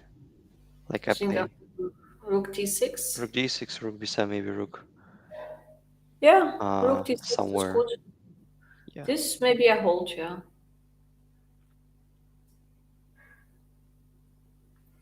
And since like Rajapov already has been singing for at least 5 minutes, he's calculating it carefully. Because up till this moment, it's easy to calculate Mm-hmm. because Yeah, it's more that's or actually the less truth. forced. And he also knows that if he chooses his line, he overcomes his time pressure because he has to understand that the longer he sings, the less of a choice he has. He played queen e2. Mm-hmm. Okay. But like the evaluation slider slightly swinged in favor of black, but queen b7 is played. Well, queen b7 is the move we've This is. considered, Mm-hmm. and we were lacking of good continuations for white. I mean, like it's not that easy to make a move still, and if queen d3 back, then like I'm very curious if we blunder something. Can we try the same idea playing f5, or it's too crazy? Mm, doesn't look so I mean, crazy. I'm trying to fight for the central squares. Obviously, if you take on f5 We can take on d4 even. first, yeah, I can take on d4, forcing you to take with the bishop because the knight is pinned. And then after bishop d4, I can take with the knight on f5. I think f5 is quite reasonable. I mean, it looks like black has placed their like major and minor piece in the ideal way, and they're ready for some knockout punch. Yes, it looks already. e5 here is premature again. I We think would take you need to open up the diagonal playing f5. f5 looks. Like you I take with. No, but didn't we want to take with a bishop on d4 first, Yeah, we or? can, but I think we still can keep the tension because bishop on b6 is kinda But hang on, if you somewhat. take on f5, I take Yeah, I on take with the f5. pawn. Okay, I don't have a check on No, d5. not really. I have queen d7. No, but then knight e3 inclusion. Ah, no, queen. Nah, king h3. I just quickly covered. If you Yeah, take you and rook tricked d2, me. I have rook d2. Yeah, I've been deceived in a very So bad this way. So if I take the queen, I take with a rook rook, and then I takes. have rook d2. I mean, if you give a Yeah, check. yeah, of course, I do understand it. But then, like that's a kind of funny because like structural wise, like black have such a good position. But structural wise, but which weakness will you hit? I want to put my king on d5 and then decide where to go. Yes, okay, it's still annoying. But like I you're agree. keeping an eye on g7 pawn, so yeah, I still have to keep to give up a tempo playing g6 probably. So it's not like that clear, but the Mm-hmm. point being that after knight e3, I'm very curious if this King position f3. could be winning. Like knight c4, it's too much. You just trade and play a4, then b5. Yeah, I may agree. It's not a good idea for black. Like, I mean, it just like intuitively it feels like something is in the air. Like f5, I still do like maybe bishop takes d4 is somehow wiser, or e takes f5, keeping the knight alive, and then threatening knight d5 in some line or bishop d4. Then so we just still, yeah, we want white to make a move. That was our previous plan. Question, can we try like okay, f5 is for sure a candidate move. Let's go back. I want to just like look at it from a logical point of view. I have a bishop, a queen, and a rook playing. Mm-hmm. I have a knight on g4 playing. Mm-hmm. The only piece not playing is a knight on e7. Mm-hmm. Can we somehow maneuver it? Like even king f8, knight g8, knight f6, it looks very slow, I know. Yeah. But what I mean in general is like to bring the knight somewhere else. Yeah, like how to improve the worst piece. Okay, I mean, like, since we have the f5 and the e5 hit, maybe like we can even play knight g6 and threat e5 in this moment. Mm-hmm. Let's take a look. It sounds Because quite you have to reasonable. make a move and you can't improve your position, right? Not really. Well, and after queen e2, you mean like you pre-move e5? I wouldn't say it. Maybe I wait here. I just mean like that in this kind of, it's a psychologically much harder if you play these kind of prophylactical moves than if you play something where the answer is clear, especially when we regard that he has 5 minutes left for five moves. Yeah, and yeah, after queen d3, there is 3 moves left. Radjabov has 5 minutes Mm-hmm. for 3 moves to It's make. Knight g6 looks quite still, reasonable, but after queen e2, if you um, now try e5, yeah, so that's you would. that's kind of logical. Yeah, so if knight f5, we can even take on f4. There is nothing wrong about it because we control the 8th rank. Like if we give up on g7, I think it won't be fatal. Well, I would rather take with a knight Yeah, and then take on h5, no? but then E4 is yeah, hanging, but E4 then is it looks hanging. very, very scary. Knight is 3 check and E4, no, Yeah. no, this is losing. This is losing. So I think we approach a very crucial moment in the game now. Hmm. Because it'll be interesting if Ding Liren takes a brutal decision with f5 or if he's maneuvering. But after f5, let's see again. Your threat is. F takes Wait, e4, a very simple one. wait, take. Like the question is if you can keep the tension playing rook Wait, wait, e3. wait, wait. I'm calculating. Ah, pardon. I'm calculating knight e6, fe, and queen d8 check. Oh my And goodness. I'm not sure you can escape. Maybe you can escape, but it's funny. I'm not sure this works. You Yeah, have to like I'm take. obliged to take. You take with the rook, Yeah. and if I put my king on f7, let's It's getting. help us find a mate. Well, there is knight g5. Not this one. Ah, sorry, Because knight we want the other eg5. one because we want you after king g6, which is I think the only move. Rook d6, getting the knight to e5. Yeah, the only problem is king f5 move. Mm. But it wasn't a good attempt. I didn't see knight No, no, but e6. wait, let's. I'm not done yet. Yeah, I know. I'm. I still. I mean, like it feels like that it could still work because we have other candidate moves here as well. Hmm. Mm,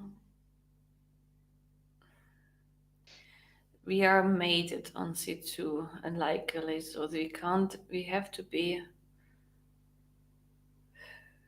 quick. We can't make a silent move. That's what No, I no, meant. no, no way. No way to make a silent move. So knight g5 again. You have king g6. Wait, Can we I have include an idea. f5? F5. No, no, no. Knight e g5. Mm-hmm. King g6, knight e5 check, and you Yeah. cannot take because of. I know you can take. You have No, king no. f5 Once again. again, I think I would prepare king f5.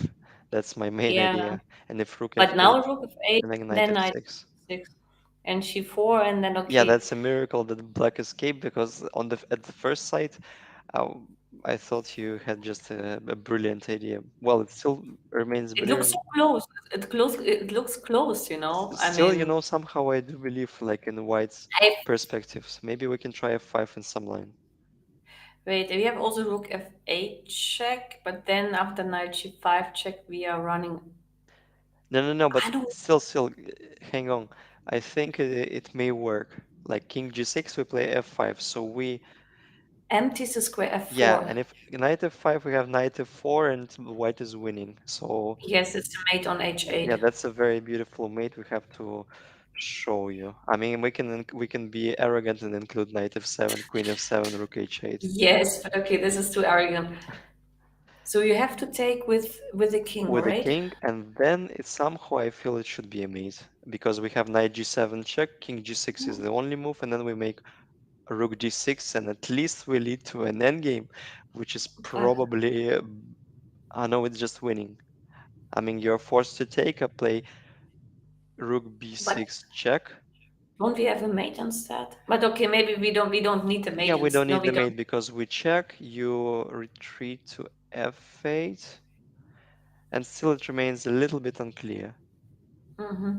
Anyway, f5 wasn't played. It was f6. But it's interesting to check. f5 at 96 is just brilliant idea. Yeah, I was pleased to at least to calculate some thrilling lines.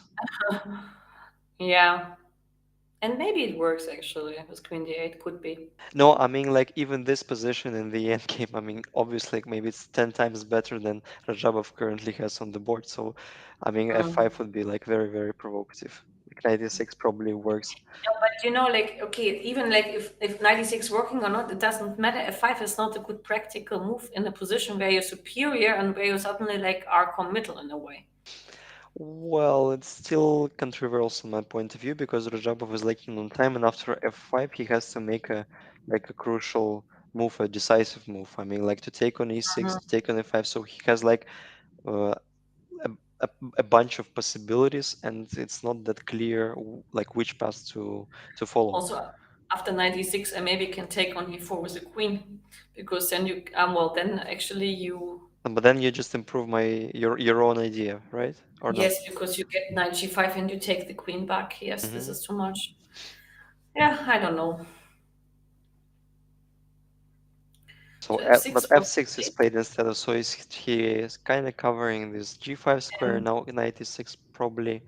Well, it might be considerable, but king h3 is played by Radjabov. mhm. Move 38, f6. I like the move. I mean, he keeps the tension and he gives like at least a visible choice for Teimour to make a move while he's approaching to a time control with 123 remaining on clock. And that probably it could be turned out as a crucial point of the game. Queen d7, then maybe knight f5 again, huh? But this is no knight f5, then is an improved version for black. Because queen d7, okay, he will play king g2 probably. Yeah, like 99%. Yeah. Yeah. Like unless e5 is not working. Well, but it's not because at least we have knight f5 at once, right? If I'm Mm, not mistaken. I mean, it's at least it's not that clear. Or we can take out in e5, just make the move 40 and then figure out whether knight f5 works. mhm. Queen d7 probably won't be played because, I mean, from the practical point of view, when It you're makes it easy to yeah, play. like king g2, I mean, it could be wise for black to prevent from knight g2 pre-move Hmm. if we can do so. Maybe knight g6 now is clever,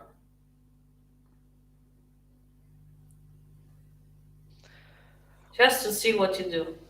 And you have to make two more moves. Yeah, well, I'm puzzled if I can take on e6 if there is any like Okay, but idea this is behind the clearly curtains. well, at least we are not made it. We can agree on that. Hmm. Because even the knight on g6 covers h8 square in case I want to go king h7, knight g5. Yeah, that's correct. So here you cannot sacrifice the queen. So I can take on e4 with a rook even and have rook e3 and rook takes e6 as a threat. Yeah, obviously we shouldn't consider knight f2 as an option because white simply give up the exchange and have like a lot of moves in this position. Queen d8, Yes. like e5, and it all they all look very tempting. It means that rook e4, like keeping the tension and like the vulnerability of this h3 king could have be So a bit annoying for white. After rook e4, like can we go queen d5 or I'm missing something? okay, I was thinking like of knight f2, but maybe you can go king Yeah, yeah, g2, so yeah. this is not the point.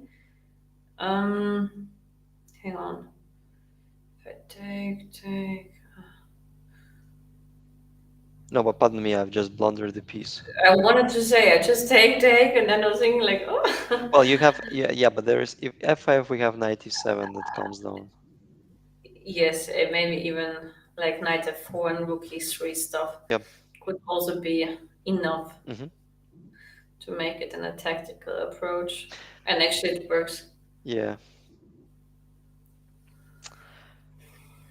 Well, so knight g6.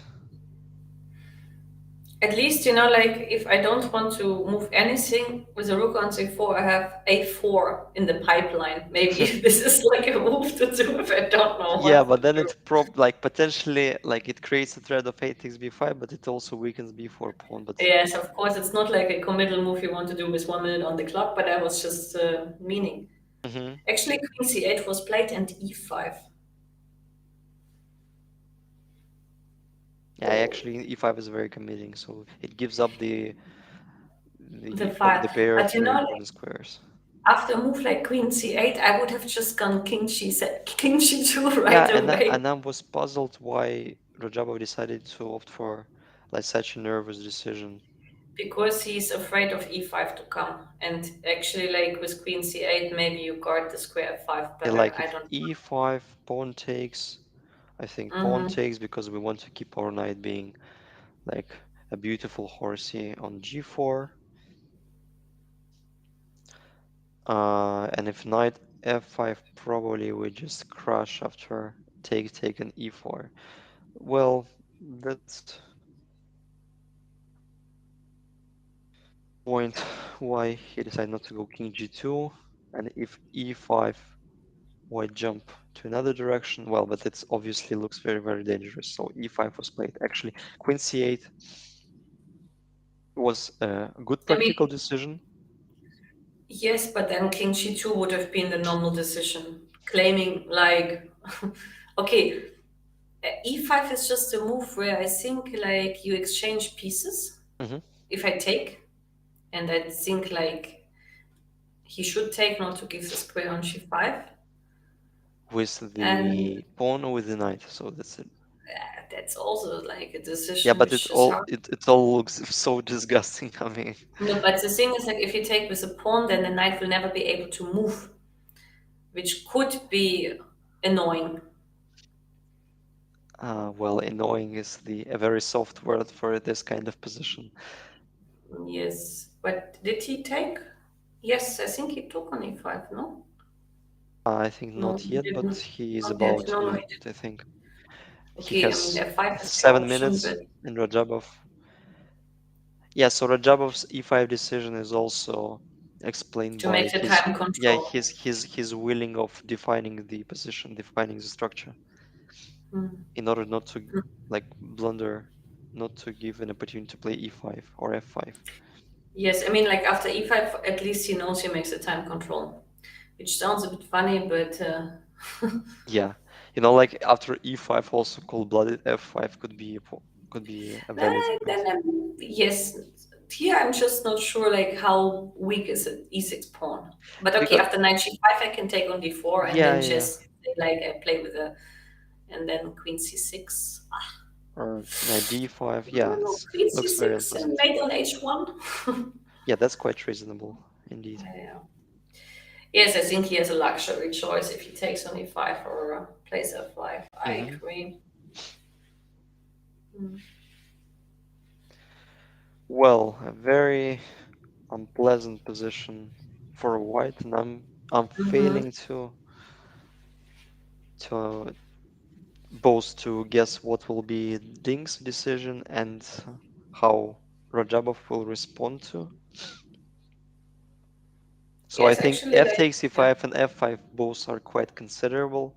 Maybe there are some other opportunities. Let's say, why not to trick on move 40 playing knight d5, because after e takes f6 there is some e5 connected ideas. Yes, but after 95, since yeah, 95 can be annoying. No, but there is queen f5. Maybe it's a bit premature. No, but f takes c5 was played. Yeah, it's fair point to create an additional weakness in white's camp. Yes. And now they get a bunch of time again. Both of them, I know it's like Ding Liren has to make one more move in 5 minutes. Well, And likely, the decisive moment. I think we shall well, wait yes, for but Ding to make a move and then. positionally speaking, you should take on d4 because knight d4 doesn't work. And if bishop d4, you have knight f5. That's what I would do in a bullet game. Yes, I think so. So we have like two approaches, two different approaches to define the position at once, just taking on d4, or keeping the tension, trying to like trick your opponent somehow because he has a lot of to calculate. There is a lot of tricks, so probably we can try knight d5 at once, because it seems to me that knight e6 is not working because of knight queen e6, queen d5, and we have some knight f2 discover check, king g2, And and queen h3 I know check, queen. unfortunately we're pinned, so knight d5 probably is Oops. not working. Yes. Well, after knight e6, maybe it's smarter to include knight f2 first. Yes. And if king g2, there is knight e3 ideas, but still it's not that No, clear. if king g2, I take the queen. Ah, yeah, right. Yeah, that means that knight f2 is just winning on the spot. Yeah, Yes, but okay, after 95, like here, at least Radjabov has 1 hour time to think. yeah, yeah. So the point being that I want to put my knight on e3, play queen e8, and then g4 knight will be overloaded. Yeah, but okay, like I'm the objective type. If I have the chance for bishop d4, Probably there is an issue with knight g5, so that's why knight d5 won't be played. I mean, bishop d4 is not like I know that I have a solid positional advantage without any discussions Yeah, in knight f5, that's and I'm that's super happy. unquestionable that black having a clear advantage, and we're still waiting for Ding to make the move 40 because it's a crucial moment of the game. And he has 3 minutes to take a choice. Yeah. Well, so bishop d4 is the most, like the easiest way to define the position, maintaining the a very pleasant edge. Mm. No, but actually, like, does he have a choice in a way? I mean, knight g5 is a threat. Kind of. Uh, And also the question is, I know, but I mean, knight g5 is a threat if I don't have knight f5. So this would also like get me to the point that I should take on d4 because mhm. then after knight g5 I can always answer with knight f5. So fine is that even if takes e5 is not like it's not that undisputed because f5 had a fair point because after f5 our king is never in danger. I know, but then maybe you don't have enough weaknesses to play on. And that's actually true, but I mean, with that amount of minor pieces on the board, I don't think it won't be that easy for Mm, white to. no, I agree with you, but Yeah, both moves have uh, there are benefits. their benefits and clear, like pros and cons. Like 140 left for Ding to make a move. Mm, yeah, so I think, yeah, well, he will take on d4, defines the position, and carry on. Carry on the positional way. Yeah. Mhm. So we will see what's going to happen in the next 1 minute. Hmm. Yeah. Tomorrow is one more game, and then on Thursday is the next break, right? Yeah, That's the schedule. And do they also play the last round at 3 o'clock, or? I think so because the tie breaks are supposed to be in the extra day. Yeah. Ah, yes, they are tiebreaks. I forgot about that actually. Yeah, that's actually smart. That's clever. I mean, to include the tie breaks and not to decide whom will play Magnus according to Zonneborg Berger and other coefficients. Also, Like, kind of, yes, it's a bit more fair. Even so, like imagine like there are two people equal on points, and one of them beat the other one 1.5. Then well, you can say, like, yeah, yeah. yes, it's also like a fair point to say, like, but they beat the guy, you know. He Like, played G6. did he really? Yes, G6, Yeah, amazing. he played g6. This is somewhat I cannot understand at all. But once again, like what he was afraid of bishop takes d4. Like probably knight can take, but knight cannot really take Yeah. for many reasons probably. At least knight g5 is no more hanging. White doesn't have a direct threat, and we have like a lot of moves, including queen a8 or like anything. So g6 looks Okay, it's not like that it spoils the party, but it's a move a little bit ridiculous. giving up the f6 square, which is not yet crucial, but Probably it's he's aiming to play knight f5 and take with the pawn g, so I've got the point, but I think white will not allow to play uh, knight f5 somehow with comfort. yes, but okay, now it will be very difficult also like make a move for white. Well, but So Radjabov has 1 hour I to think go. yes, I mean I just like the thing is like whatever move you do, you would probably weaken your position. Even king g2 is included in that because Hmm. there's a knight e3 check popping up, which might be crucial. Yeah. So the only move which actually like is a moment like to be checked if whether knight g5 works or not, because that move would be the principal move to attack. Because anything else you do, I think you make white's position probably worse. Hmm. Yeah, like actually after knight g5, bishop d4, I'm a bit puzzled whether queen f3 is possible. So the point that I'm trying to trade the rooks because after knight f5, I suppose I have rook takes d4. And it won't be that easy for black to progress in case if they trade the rooks.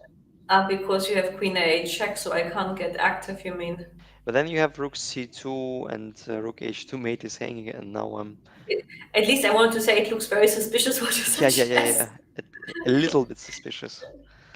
Hmm. Queen f3 is not an alternative. So, but if Bishop bishop takes d4. d4, nothing really changed. But of course, like in my point of view, I would rather keep my pawn being on g7 instead of g6, just But in there's a case. difference now with the king safety because, Because then we have bishop g1 aiming queen g8, I think.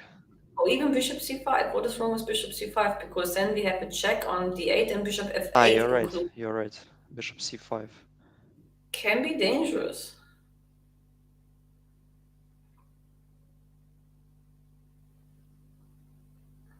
Yeah, fair point. So g6, the move I don't like. like in any manner. Yes, but maybe like since Rajabov will now think for probably a while, Yeah, it's for maybe a good life. moment But knight to make g5 is played almost instantly. instantly. Yeah. Yes, and Well, he has a good feeling. great. Well, we predict bishop d4 to be played. Otherwise, like knight e6 is hanging. Also, queen a8 could be an alternative. But I think now, like Can all he the take on advantage, e5 or not? it It looks looks suspicious a little bit. with queen e4. No, no, we cannot take on e5. Queen e4 or maybe other queen move. Yeah, a lot of. And now our king is rather in safety than the black ones, like in comparison. Yes, so okay, the bishop d4 should be played. Or queen a8, I don't know. Okay, queen 8 we can throw in. Like my idea was to But now even knight f3 could be interesting. knight df3, right? Or gf3. And yes, d f3, Yeah, unless df3 more you, logical. because if I take the exchange, Hmm. like knight f2, you take, and then I play queen d7, and I attack e6 and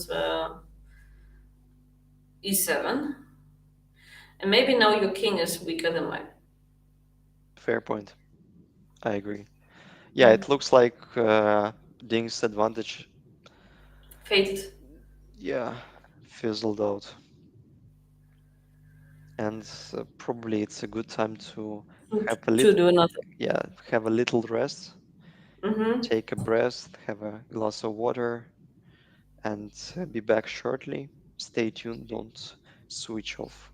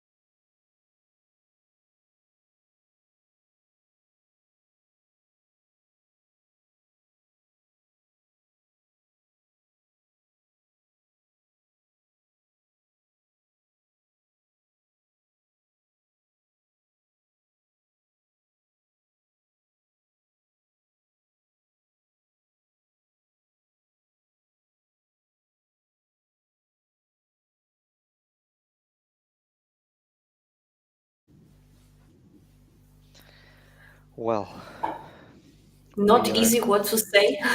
no easy what to say in such kind of circumstances. We've got one Yes, game remaining, one game left, and bishop d4 is finally played by Ding. I mean, mm, probably a move too late, at least according to our feeling.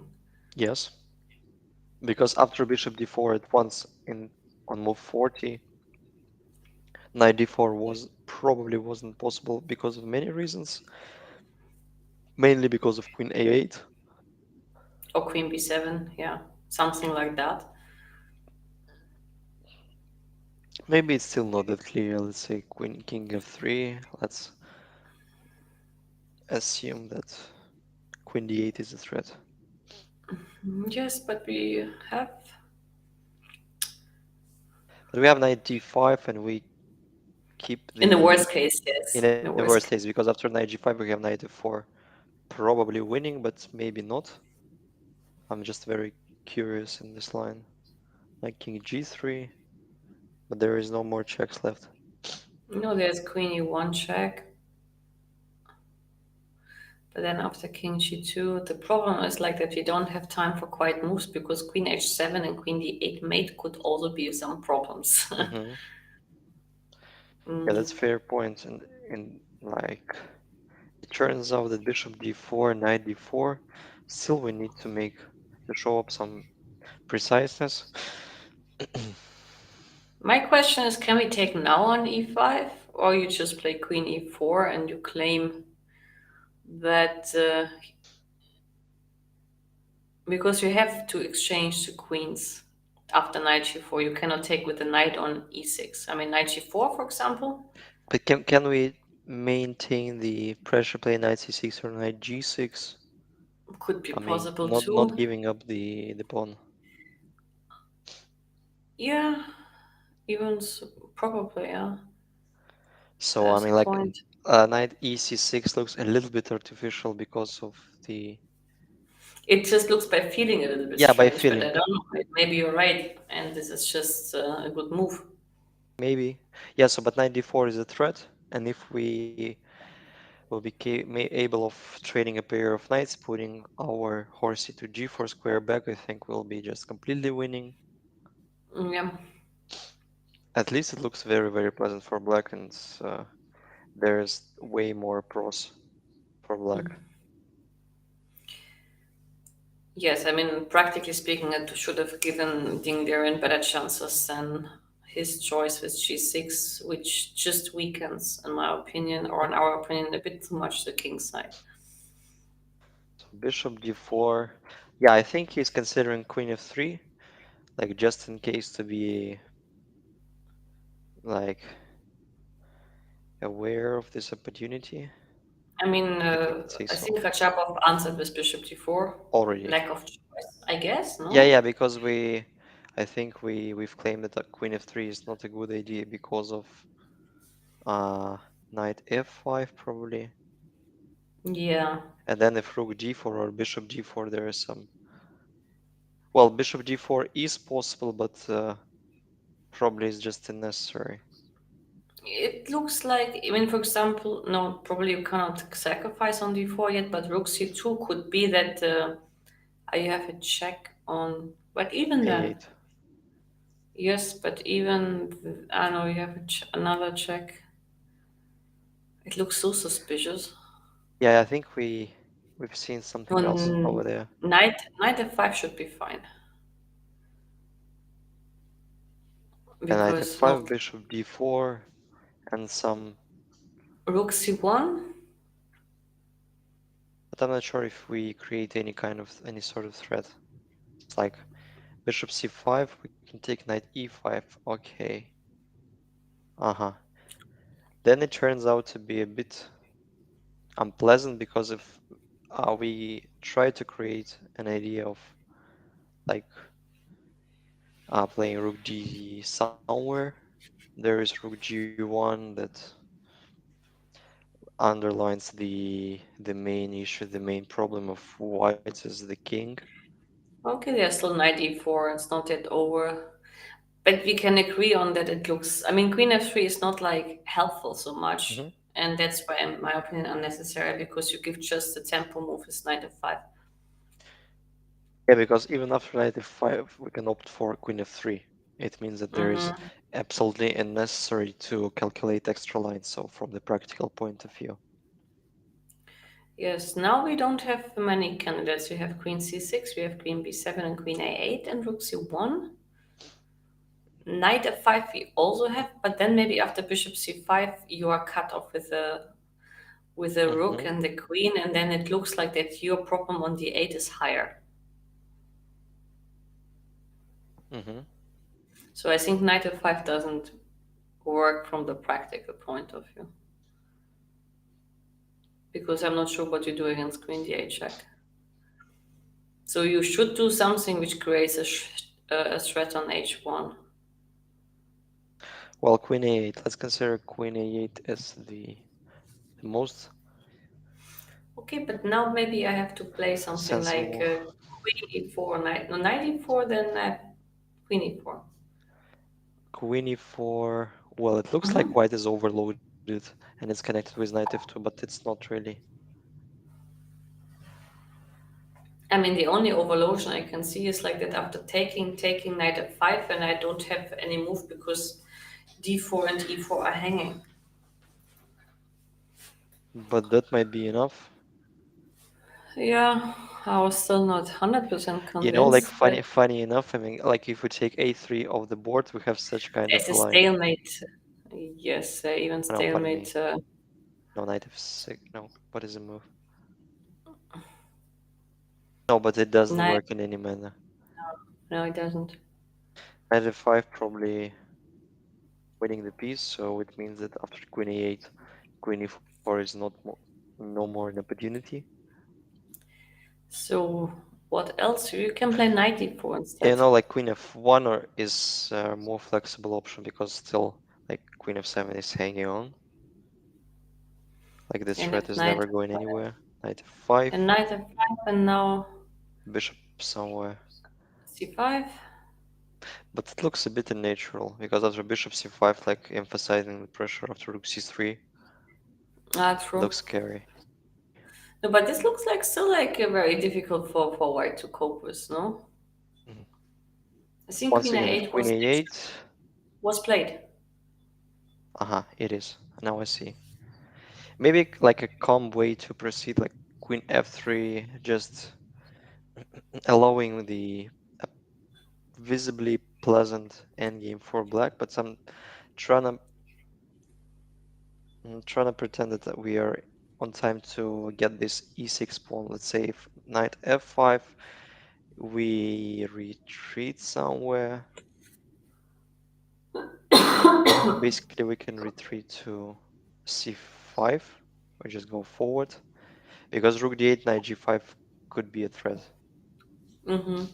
So, and that's like I think that could be a possible way how the game proceeds, like rook d8, like king g7, like white cannot really improve. They have to make a check.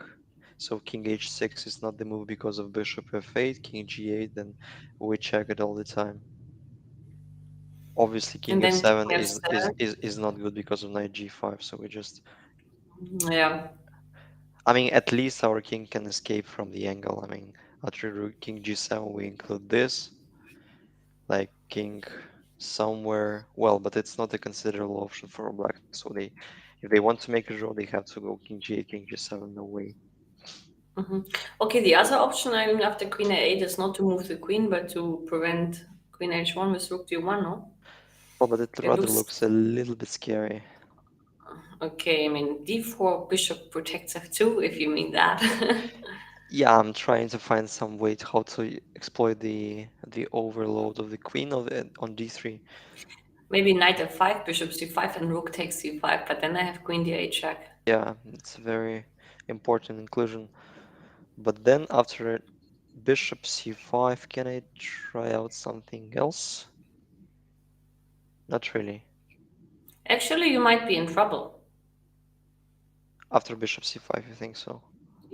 Well, queen d8 is coming, and bishop f8. Yeah, queen d8 could be in. a very unpleasant move, but well, at least I think I have knight e5, tr- Queen d8. kind of forcing you to trade the queens. Then I take, you take, and maybe still Mm, I'm not so much I see a risking. draw, maybe, no? Bishop f8. Yeah, like and that checks knight h7. Yeah, that's a cool one. Knight h7, Yeah, just a draw. king f7, and knight g5. Yeah, fair point. Yeah, so When we it improve will. the play from the blacks I think perspective of there's you. otherwise like queen d8 could be a mating threat if you don't have the square on f6, I'm afraid. Hmm. So I don't think it's improvable. So rook d1 Yeah, could just to be. show it to the spectators, rook c5 fails only due to queen d8 because if b takes c5, there is a very unpleasant check on f2, Yes. winning the queen. And queen a8, queen e3 is played indeed. What is played? Queen F3. f3. Yeah.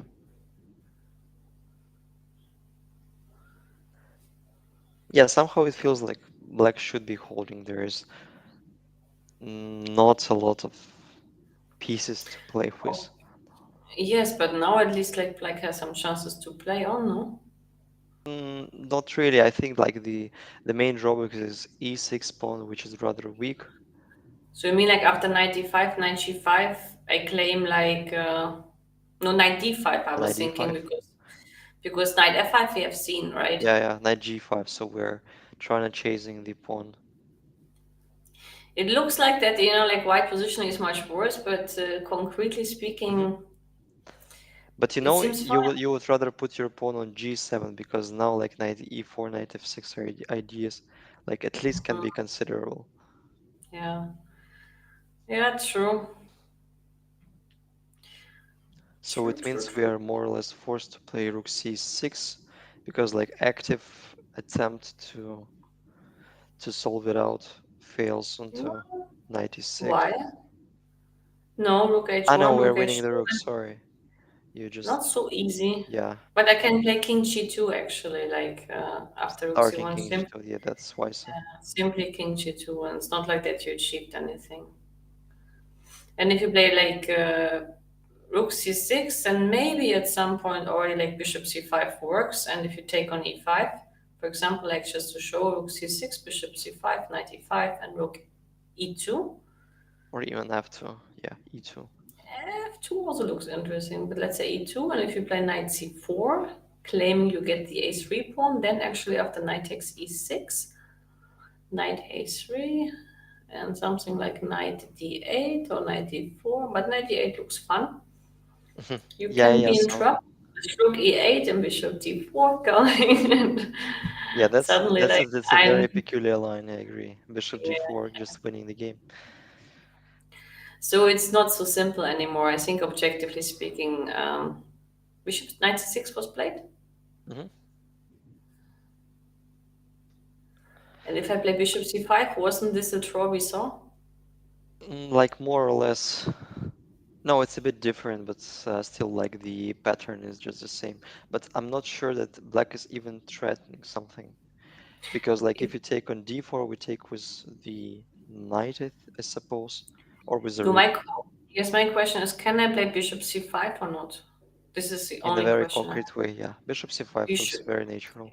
you should play knight g takes e5, not to even allow rook d8 check. If I do not include rook c3. Ah, No, but then knight g5, black doesn't have any like good. threats. Mm-hmm. Means that after bishop c5, knight ce5 is more or less forced. Then there is an inclusion of check on d8, and well, like king g7 looks a little bit risky. I thought I can take on e5 and play bishop d4, but somehow black is holding after king f6. This looks a bit weird, but still probably works. But I mean, imagine like that if you take on e5, I just take, and play rook e2 and take the e6 pawn. I mean, like, why to play difficult when we can play easy? No, like, not to even rook the a check. We just take and we play rook e2, and we take e6, and we can never lose this Yeah, game. yeah, but I was a Unlike, little bit puzzled because like knight g4, rook e6, rook c2 almost forces white to play bishop g1. Well, but there is like rook g6 is not the move because I think this endgame is lost because we take the a3 pawn. yeah, could be lost. Sure. It means that after rook c2 you are more or less obliged to play bishop g1. Well, but maybe Not the end of the world because it's you not can the end of the never, world. It's not a you lose a collapse. pawn. You just lose a pawn. And I take on You a6. take on a6 and You cannot like improve the position because not the really. Yeah, I agree. king cannot. Unless I have knight e5, knight f3. But probably you still hold somehow like at least rook d6 and then rook d1. You're sort of stalemated, but you have like g4 and king g3 breakthrough. Yeah, But it's still like it's this mating nets you don't like see making it sure. because knight take bishop c5. I know it's not yet played. I think he's still thinking. Yeah, the pity that we cannot see like the exact time Radjabov like has in his disposal. But okay, what other options he has? He doesn't have a choice because if you play something like bishop b2, He can't play bishop d2 in my point of view because like rook is invading the sixth rank yeah. unless there is rook c2 in the end. But here maybe I can go king f8, king e7. Yeah, that's very logical. Slowly improving. It's annoying position for white. So I mean, like I would strongly calculate if bishop c5 and then rook e2 would work or not. Hmm.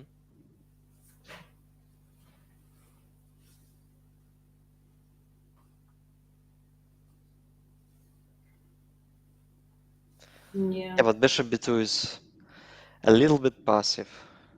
Yes, bishop. I mean, like you want to E- get the position easier. yeah, even though the position is still will still remain equal, like bishop c5 is the first move that comes to Yes. our minds. Yeah, definitely bishop c5.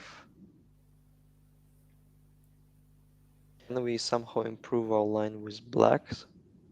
No, I think you should take on a5. I mean, but you're not threatening rook d8 at once, so still you. I threat knight g5 and Uh-huh. knight e6, and that's my goal. And then I claim I have enough counterplay with a weak king Yeah, on g8. pretty simple, but pretty strong indeed. Well, But yeah, no, it doesn't work. I was wondering, like, if you can take on e5 twice and after rook e2 go knight f3 immediately, mhm. but then I have king g2. Still, I think we have to take. But if rook e2, And knight f3, I was wondering, but then you can play king g2 yeah, even. that's You can correct. throw that in. So knight g4 makes sense. Maybe a little chance to play for the victory after. Like you still remain stalemated after rook e6, rook c2, bishop g1. I know, then the pawn is hanging. So No, I take a maybe I pawn, can include a5. but then I can go king g2, no? King g2, and my idea was to play a4 and go all in. Oh, I take g6 and play rook b6. Well, yeah, it doesn't seem to be risky for white, rather for black. Yes. That's correct because of the power of the bishop. So on the Bishop c5 was played. bishop c5 was played.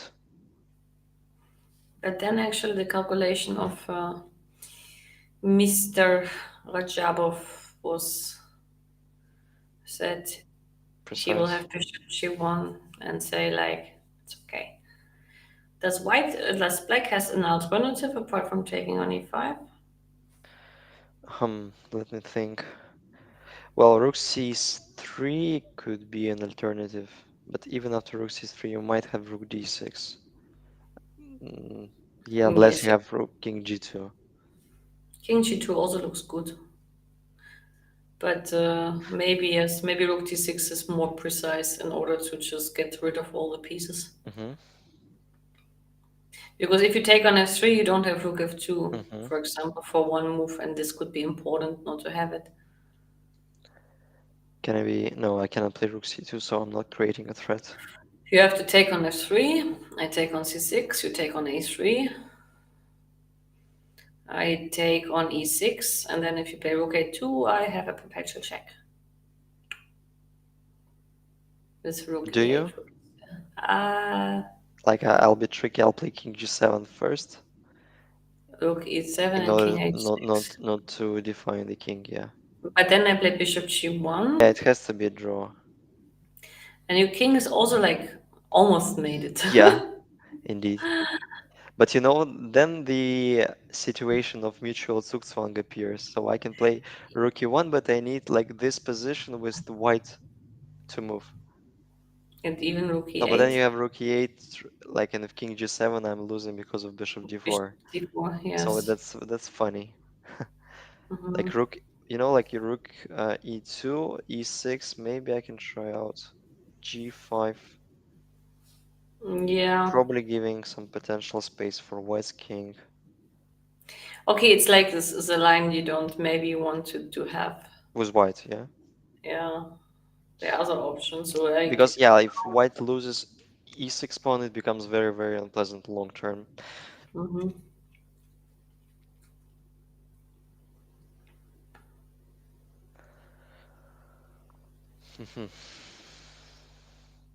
Bishop c5.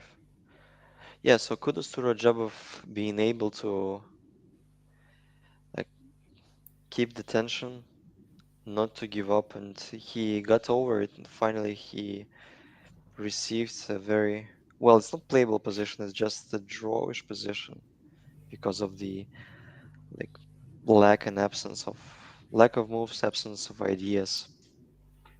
Yes, I mean like okay, maybe g6 was really the crucial mistake. But g6 is probably the move I wouldn't even have played if I hadn't taken on d4. Yeah, that's But correct. yeah. Looks like a waste of a tempo. Hmm.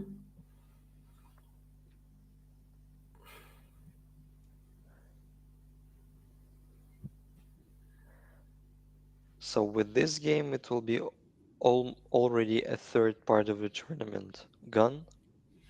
Yes, one third is gone. And if Ding doesn't win after one third to cope with -1, going to be very difficult. So I would actually like if he doesn't win today, I would take him out like from the chance to win the tournament forever. Hmm.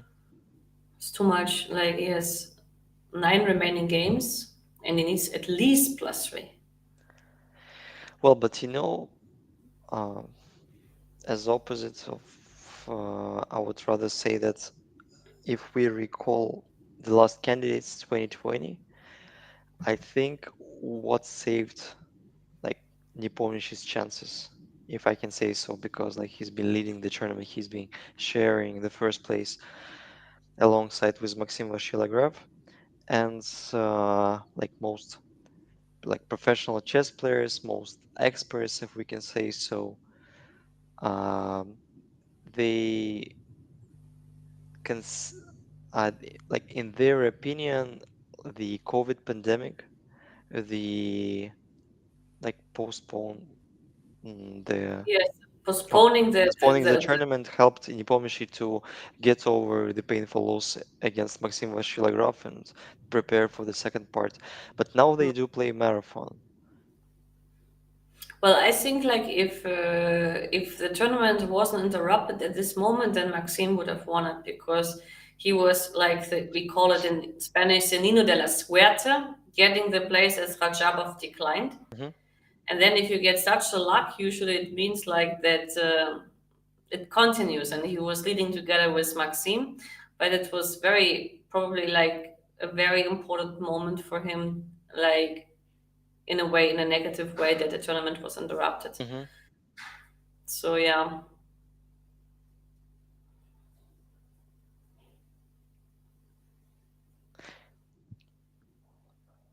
So actually now we get a kind of forced situation because you have to take on e5. Or play rook d8. Just not to allow this, bishop g1 As setup. our rook d8 is actually already a draw, no? And if rook king f7, we have a check, Knight g5. at least. Yeah. No, rook f8. Ah, no, it's not a draw. I thought I have an idea to play bishop d4 and rook g7, but it's too artificial, at least because of king e7. But I can play rook f8 and knight e6, no? No, no, no, I can take on Pardon me, f7. yeah, of course. Knight e6, king h, no, king h7 and knight g5. It's a draw, forced draw we At have least. on. Yeah. So that means he will not even play king f6, but just, I mean, knight takes e5 is a draw for, I mean, I would say, because if he would have applied to play for a win, he would have taken the other knight, Mhm.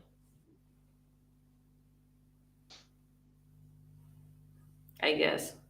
Yeah, that's quite logical. I know, but you can play king g7 maybe after rook to h check. Then bishop d4, king f6. That's the point. And now creating a threat of playing king f5, so it's not like that 100% clear. And bishop f8 would run into what move? If I check on Yeah, f8. bishop. Or wait, actually, hang on. If I play now knight g5 first. No, no, no, not bishop d4. Just knight g5. I'm curious what's gonna be after rook c2. Knight e6 check and knight Yeah, g5. that's the draw. That's the draw. Same story. And then king f6. Ah, maybe not. I thought that was so close. But now bishop f8. Bishop f8, king f6, and that's the draw. Knight e4 Yeah, check. knight e4 check. If king f7, then we go back. So And the king after. cannot retreat to the 8th rank because of bishop h6 cute mate. Mm-hmm. And if king f5, we just follow the king with the little checks, and like the perpetual is unavoidable. Yes, no, I think it feels like that, yeah. Mhm. It is a draw. A good point. So once again, rook d8, And after king g7, the knight threat is g5. stronger than the execution. Yeah, that's correct. Mm-hmm. Can we try knight f3? I mean, logically, just giving Yes, a little road for the king, a little but I way. can take on f3. Pardon me. Yeah, sorry, I blundered. Don't mention it. We're all humans. Silent. Yeah, so there is no way how to avoid perpetual after rook d8, knight g5. Mm-hmm. And if we play king f6 at once, could it ever be risky? Knight e4 check. No, but then rook takes. Yeah, so Sorry. combined blunders. Rook Rook f8. f8 Yeah, check, and then actually like. yeah, just losing a tempo, giving up a Mm, tempo. That's yes, that's very technical way to proceed. I that's think rook how d8 to has to short. be played. Yes, I mean like knight takes e5 and rook e2 is probably possible too, but that's what I meant. Like he could have taken with the other knight, and he doesn't even allow that, Hmm. right? So it means like that. I don't know, forcing white to take a decision. Psychologically not bad because if you know that you anyway can't win, at least you can put your opponent into a decision making issue or But situation. wasn't knight g e5 simply better in practical point of view? No, if you know that actually rook d8 and knight g5 is the draw, then actually I would go for that. Hmm. Here, at least, like, okay, the knight is going to g4, and okay, it's also a draw on this level, so it doesn't matter. Maybe it's even wiser to play king g2 first. No, then you have king f7. Ah, then you have rook f2 check first, and then you have rook e2, and Yes, it's all the time I can define your king. Okay, I agree. Yeah, I mean, like it's a draw in any Yes, it's a draw. He took on e5 actually. He didn't even calculate much. knight takes. But if you play king g2, can I hold the pawn? Like going with a knight, like to f7, No, you know, like c6, rook e5? e2 is played instead. Yes, that makes more sense in my opinion. Then like knight g4, knight f3 are like the only considerable options. Knight d3 is possible, but then rook e6 and then both pawns hanging. That's not Mm-hmm. the way how to proceed. So knight g4, knight f3 will be played. And then there could be some kind of repetition with rook c1, bishop somewhere, and rook c2. No? Ah, no, then you have king g2. It's not so simple actually. Rook takes e6, Hmm. rook c2, bishop g1.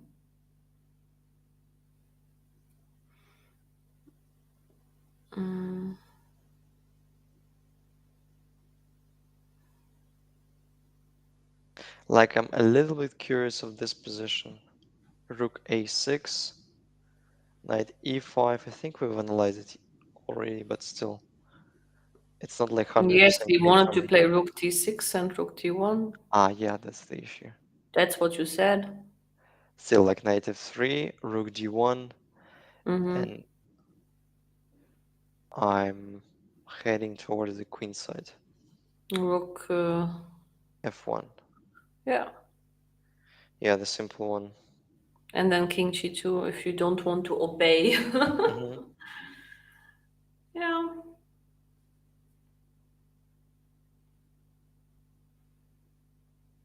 it's more or less all forced now.